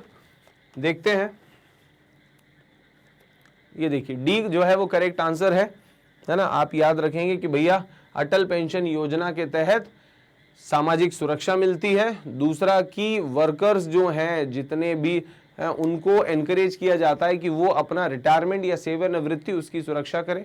उसके बाद फिर फिक्स्ड पेंशन इज पेड, मतलब एक निश्चित अमाउंट और पेंशन जो है वो पे की जाती है। तो ये सारे पॉइंट्स जो हैं वो अटल पेंशन योजना के लिए एकदम सही है, जो प्रधानमंत्री मोदी के द्वारा शुरू की गई थी, है ना। चलिए व्हाट इज प्रधानमंत्री सुरक्षा बीमा योजना। प्रधानमंत्री सुरक्षा बीमा योजना क्या है? इन सब का संबंध बैंक से है और बैंक में ही अकाउंट खुलने पर, basic saving bank deposit account या जनधन खाता खुलने पर ये सुविधाएं भी मिलती हैं। तो अगर ये एक्सीडेंटल कवर है तो हाँ बिल्कुल, क्योंकि इसका नाम ही है प्रधानमंत्री सुरक्षा बीमा, तो it is an accidental insurance scheme, ये तो पक्की बात है, ये सही पॉइंट है। उसके बाद लाइफ इंश्योरेंस कवर इसमें होता है क्या? प्रधानमंत्री सुरक्षा बीमा योजना में, तो प्रधानमंत्री सुरक्षा बीमा योजना में लाइफ इंश्योरेंस कवर तो नहीं होता, है ना। फिर इसके बाद ओवरड्राफ्ट अप टू 5000 नहीं होता, है ना, प्रधानमंत्री सुरक्षा बीमा योजना में। ये बेसिकली एक्सीडेंटल इंश्योरेंस कवर है कि एक्सीडेंट में अगर डेथ हो जाती है ना, तो जो है इसमें पैसा मिलता है। हालांकि मुझे इस जो है वो पॉइंट पर थोड़ा सा कंफ्यूजन है, क्योंकि बेसिकली इसमें 2 लाख रुपए मिलता है अगर एक्सीडेंट से डेथ हो जाती है। 2 लाख रुपए एक्सीडेंट से डेथ होने पर 2 लाख रुपए मिलता है भाई साहब। तो कहने का मतलब ये है कि डेथ होने पे मिल रहा है तो वो लाइफ पे मिल रहा है ना, लेकिन वो एक्सीडेंटल इंश्योरेंस है ना। तो देख लेते हैं हम। जी हाँ, मैं जो बोल रहा था वो बिल्कुल सही है कि एक्सीडेंटल इंश्योरेंस जो है वही मिलता है, बाकी कुछ नहीं। वो 2 लाख रुपए का वो सब, बाकी लाइफ इंश्योरेंस कवर ये नहीं है। ओवरड्राफ्ट की फैसिलिटी तो वो जनधन खाते में मिलती है, और नन ऑफ दबाव तो हो ही नहीं सकता। जब ये नहीं है तो फिर ये भी नहीं हो सकता, और लाइफ इंश्योरेंस कवर भी नहीं है। वो एक्सीडेंटल इंश्योरेंस है कि अगर दुर्घटना में कुछ हो जाता है, अगर मान लीजिए कि विकलांगता आ जाती है, हैंडीकैप्ड हो जाते हैं, तो अगर पार्शली हैंडीकैप्ड है, एक हाथ जो है खराब हो गया, तो 1 लाख रुपए मिल जाता है। लेकिन अगर मान लीजिए कि दोनों ही हाथ इस लायक नहीं रहे कि काम कर सके, तो फिर वही 2 लाख रुपए उसे बोला जाता है पूर्ण विकलांगता। Is that clear? तो उसमें भी 2 लाख रुपए मिलता है, और डेथ के केस में भी 2 लाख रुपए मिल जाता है। पूर्ण विकलांगता या जो है वो फुल डिसेबिलिटी का मतलब होता है जैसे दोनों आंखें नहीं रही, या दोनों हाथ नहीं रहे, या दोनों पैर नहीं, ये फुल डिसेबिलिटी कहलाती है। तो उस केस में भैया 2 लाख रुपए जो है वो दिए जाते हैं। ठीक है, चलिए अब आगे बढ़ते हैं नेक्स्ट क्वेश्चन की तरफ। व्हाट इज प्रधानमंत्री जीवन ज्योति बीमा योजना? प्रधानमंत्री जीवन ज्योति बीमा योजना क्या है? तो cover life insurance up to 2 lakh rupees. एकदम सही बात है। मतलब ये कि जीवन बीमा है, ये 2 लाख रुपए का, किसी भी कारण से डेथ हो, है ना, रात में सो गए, सुबह उठ ही नहीं पाए, डेथ हो गई, तो भी जो है ये कवर करेगा। ये लाइफ इंश्योरेंस है सीधा सीधा। ठीक है, उसके बाद फिर एक्सीडेंट कवर भी है इसमें, तो नहीं भैया एक्सीडेंट कवर नहीं है, ये पक्की बात है। तो जब ये नहीं है और ये है तो ये भी नहीं है, ए एंड बी तो है ही नहीं, है ना। और फिर नन ऑफ दी अबव, ये जब है तो फिर नन ऑफ दी अबव भी नहीं हो सकता। मतलब यही आंसर है, cover life insurance up to 2 lakh rupees. Is that clear? चलिए नेक्स्ट, ये देखिए आंसर आप चेक कर लीजिए। Cover life insurance up to 2 lakh rupees, किसमें? प्रधानमंत्री जीवन ज्योति बीमा योजना में, है ना। चलिए अब आगे बढ़ते हैं नेक्स्ट क्वेश्चन की तरफ। Which type of deposit earns higher interest rate? कौन सी तरह का डिपॉजिट जो है जिसमें ज्यादा इंटरेस्ट रहता है? तो आपको पता है कि इसमें तो 0% इंटरेस्ट मिलता है। सेविंग डिपॉजिट में मिलता है लेकिन कम इंटरेस्ट मिलता है। क्यों मिलता है कम इंटरेस्ट? क्योंकि इसमें पैसा उतना स्टेबल नहीं रहता, है ना। ये डिमांड डिपॉजिट है और अपनी मर्जी से लोग इसमें से पैसा निकाल सकते हैं, तो कम इंटरेस्ट मिलता है। फिक्स डिपॉजिट में ऐसे होता है कि पैसा जो है स्टेबल बहुत है, हाई स्टेबिलिटी है इसमें, हाई स्टेबिलिटी। क्यों? क्योंकि एक बार कोई व्यक्ति पैसा जमा करता है ना, तो ये हाईली स्टेबल है, हाई स्टेबल है मतलब ये, और पैसा जो है स्थिर रहता है इसमें। क्योंकि आपने 5-7 साल के लिए अगर एक बार पैसा जमा कर दिया तो भाई साहब आप समझ लीजिए कि फिर आप बीच में पैसा नहीं निकालेंगे, आप बाद में ही 5 साल के बाद या 8 साल के बाद पैसा निकालेंगे। तो वो पैसे में स्टेबिलिटी, तो बैंक उसका सबसे ज्यादा यूज करता है। जब बैंक उसका सबसे ज्यादा यूज करता है तो उससे कमाता भी है, और जब बैंक सबसे ज्यादा उससे कमाता है तो इसलिए इंटरेस्ट भी हमें उस पर देता है ना। तो सबसे ज्यादा इंटरेस्ट अगर मिलता है तो फिक्स डिपॉजिट पे मिलता है दोस्तों, क्योंकि सबसे ज्यादा बैंक इसी पैसे का यूज कर पाता है। इसमें पैसे में स्टेबिलिटी बहुत है, बार बार पैसा जोड़ना नहीं पड़ता, लमसम एक बार जो है वो पैसा दे देता है कस्टमर। तो देख लेते हैं, देखिए करेक्ट आंसर जो है फिक्स डिपॉजिट है, सबसे ज्यादा इंटरेस्ट इसी में रहता है। ठीक है, okay next question please. Under प्रधानमंत्री सुरक्षा बीमा योजना accidental death claim is available for, है ना। मतलब ये कि जो प्रधानमंत्री सुरक्षा बीमा योजना है उसके तहत अगर एक्सीडेंटल डेथ है, मतलब ये कि दुर्घटना में अगर डेथ हो जाती है तो कितना पैसा मिलता है? तो भैया 2 लाख रुपए, 2 lakh rupees will be given. 2 lakh रुपए भैया दिए जाएंगे अगर दुर्घटना में डेथ हो जाएगी तो। Is that clear? और अगर दुर्घटना में एक हाथ कट गया तो 1 लाख रुपए मिलेगा, और अगर दोनों हाथों से डिसेबल्ड हो गए, दोनों पैरों से डिसेबल्ड हो गए, दोनों कानों से डिसेबल्ड हो गए, अगर कान बोल रहा, दोनों आंखों से डिसेबल्ड अगर हो गए, तो भैया ये जो है वो 2 लाख रुपए फुल डिसेबिलिटी के केस में, या अगर एक्सीडेंट में डेथ हो जाती है तो 2 लाख रुपए मिलता है। तो मेरे हिसाब से answer should B 2 lakh rupees. ये देखिए 2 लाख रुपए जो है वो सही आंसर है, करेक्ट है। चलिए नेक्स्ट क्वेश्चन की तरफ ले चलते हैं। What is validity period of cheque? Cheque की वैधता अवधि क्या है, चेक की वैलिडिटी क्या है? तो हम सब जानते हैं कि 4 मंथ तो बिल्कुल नहीं है, पहले के ज़माने में 6 मंथ ज़रूर थी, तो 4 मंथ नहीं है, 1 महीना भी नहीं है, अनलिमिटेड भी नहीं है। The right answer is 3 month from issue date, है ना। इशू डेट से कितना? 3 महीना। ये आप याद रख लीजिए भाई साहब, ये कि ये 90 दिन तक जो है चेक वैलिड रहता है, 90 डेज। चेक की वैधता अवधि 90 दिन होती है, ये आप अच्छे से याद रखिए। किसी ज़माने में 180 दिन थे, पर अब नहीं रहे, जाने कहाँ गए वो दिन, है ना। 90 दिन की वैलिडिटी है, ये जो है आंसर, मतलब कि बी आंसर मुझे ठीक लग रहा है, करेक्ट लग रहा है।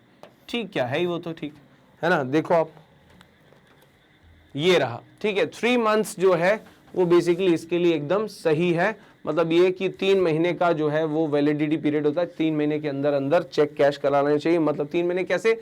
चेक में डेट लिखी है, वो व्यक्ति जो चेक पे साइन कर रहा है, चेक से पेमेंट कर रहा है, वो चेक पे डेट लिखता है।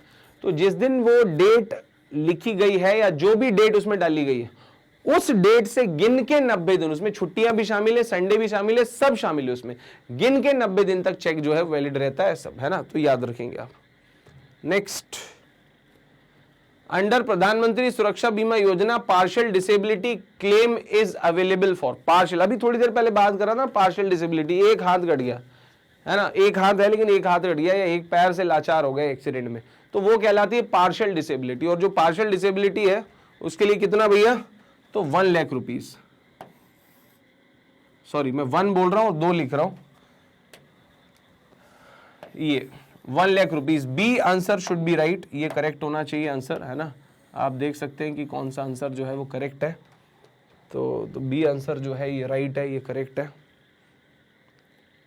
ये बी आंसर जो है इसमें करेक्ट है ना। Partial disability claim is available for 1 lakh rupees. मतलब ये कि अगर आंशिक रूप से कोई विकलांग हो गया दुर्घटना में तो 1 लाख रुपए मिलता है। अगर पूर्ण विकलांग हो गया, मतलब दोनों हाथ, दोनों पैर या दोनों आंखें, ऐसा, तो ये वो फुल डिसेबिलिटी कहलाती है, तो 2 लाख मिलता है। और अगर एक्सीडेंट में डेथ हो जाती है तो भी 2 लाख मिलता है।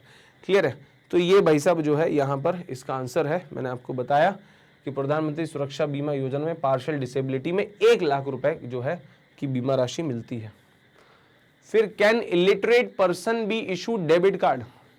क्या किसी अनपढ़ आदमी को डेबिट कार्ड जारी किया जा सकता है? तो मेरे हिसाब से किया जा सकता है भाई, only in case of head of the family, only in case of joint account, no. मैं तो सिंपल यस मुझे लगता है कि हाँ, अनपढ़ आदमी के नाम पर भी जो है डेबिट कार्ड इशू किया जा सकता है। देखते हैं, बिल्कुल सही है ना, किया जा सकता है। अनपढ़ होना कोई बुरी बात थोड़ी, 1 से 1 करोड़पति होके बैठे हैं लोग, है ना। तो ये अनपढ़ आदमी के नाम पे भी बैंक अकाउंट जारी किया जा सकता है, आप ऐसा याद रखेंगे। चलिए आगे बढ़ते हैं भाई साहब। अंडर एपीवाई बोले तो अटल पेंशन योजना। अटल पेंशन योजना के तहत under APY fixed pension can be chosen from. मतलब ये कि जो फिक्स्ड पेंशन है वो जो है वो कौन कौन सी हो सकती है? तो या 1000, 2000, 3000, 4000, 5000, या 2, 3, 6, 4, 5, 6 या 500, 1000। तो मैं आपको सिंपल सीधा बता दूं क्योंकि मुझे पता है ये आंसर जो है वो करेक्ट है। Is it clear? है ना। तो चलिए अब बढ़ते हैं आगे। देखो ये आंसर जो है वो करेक्ट है। मतलब ये कि आपका जो कंट्रीब्यूशन है वो लगभग 50 रुपए से शुरू होता है, 200 रुपए भी रहता है मंथली, और आगे और ज्यादा 1000 रुपए तक भी रहता है। ये उम्र पे डिपेंड करता है। 40 साल तक के लोग इसके लिए अप्लाई कर सकते हैं। आपसे पूछा जाए ना अटल पेंशन योजना के लिए, तो 40 वर्ष तक के लोग जो है इस योजना के लिए अप्लाई कर सकते हैं, और उन्हें जो है पैसा भरना होता है 60 की उम्र तक, है ना। तो ये बेसिकली जो वो पैसा भर रहे हैं, है ना, वो कितना हो सकता है? 50 रुपए महीना भी हो सकता है, 200 रुपए महीना भी हो सकता है, और 1000 रुपए महीना भी हो सकता है। आप जितना कंट्रीब्यूशन करोगे उस हिसाब से ये बढ़ता जाएगा। ये क्लियर है? और मैक्सिमम कितना मिलना है? 5000 रुपए। 1000 रुपए की पेंशन भी महीने की मिल सकती है, 2000 की भी, 3000 की भी, 4000 की भी और 5,000 की, डिपेंड किया आपने योगदान यहाँ पर कितना किया है, उसके हिसाब से पैसा मिलता है। हालांकि नुकसान कुछ नहीं, आप अगर 200 रुपए महीना भी दे रहे हो तो साल का कितना दे रहे हो, सिर्फ 2400 रुपए, 2,500 रुपए लगभग मात्र। 10 साल में कितना दोगे आप, 25,000 रुपए, और 10 साल में 25 दोगे तो 3 साल में कितना दे दोगे आप, तो सॉरी 30 साल में तो 75,000 रुपए आप दे दोगे, 75,000। लेकिन आप ये भी तो सोचो कि 200 रुपए जमा करने पर आपको 5,000 रुपए प्रति माह पेंशन मिलेगी, मतलब ये कि वो तो 1-1.5 साल में अदा हो जाएंगे पैसे। 75,000 रुपए तो आपके वैसे अदा हो जाएंगे 15 महीने में। और जब रिटायरमेंट के बाद 5,000 रुपए खुद का मिलेगा और आपसे अपने खाने पर, अपने रखरखाव या इलाज पे खर्च करोगे, तो वैसे आदमी ज्यादा जीता है क्योंकि टेंशन फ्री हो जाता है। Is it clear? तो काफी रोचक जानकारी है। आप सोचिए कि भारत सरकार जो है कैसी कैसी योजनाएं जो है, कितनी कल्याणकारी योजनाएं जो है वो हमारे लिए ला रही है, और हमें जो है इसके लिए सजग होना चाहिए, अवेयर होना चाहिए, है ना, और लोगों तक जो है इसकी जानकारी जरूर पहुंचानी चाहिए। और मैग्नेट ब्रेन्स जो है यही कर रहा है कि आपकी जितने भी वेलफेयर और भलाई वाली चीजें हैं, समाज के लिए जो सोशल बहुत अच्छी अच्छी चीजें, शिक्षा वाली जो चीजें हैं, वो जनता तक पहुंचाने का काम कर रहे हैं, है ना। कई सारे स्टूडेंट्स हैं जो हम तक मैसेजेस पहुंचाते हैं कमेंट्स के जरिए, मेल के जरिए, और वो बताते हैं कि मैग्नेट ब्रेन्स की एक सबसे अच्छी खास बात ये है कि ये जो है शिक्षा का व्यापार नहीं करता, शिक्षा को बेचता नहीं है। और बहुत सारे जो है लाखों बच्चे जो कहीं ना कहीं मैग्नेट ब्रेन्स के रेगुलर स्टूडेंट बन चुके हैं, उनका कहना भी यही है कि वो क्वालिटी और फ्री एजुकेशन दोनों ने जो है उसे अट्रैक्ट किया है, क्योंकि ये और कहीं नहीं है। Is it clear?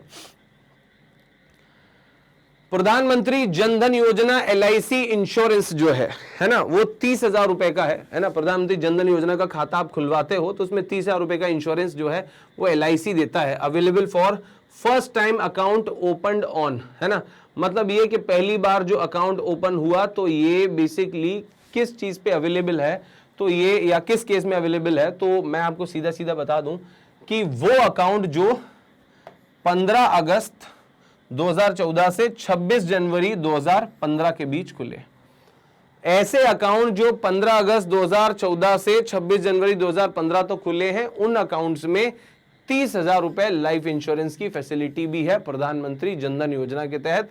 देगा कौन वो insurance? LIC। Is it clear? वो आप याद रखेंगे, है ना। तो ये जो है आंसर मेरे हिसाब से C होना चाहिए। हम लोग बाकी देख लेते हैं कि क्या हो रहा है आंसर।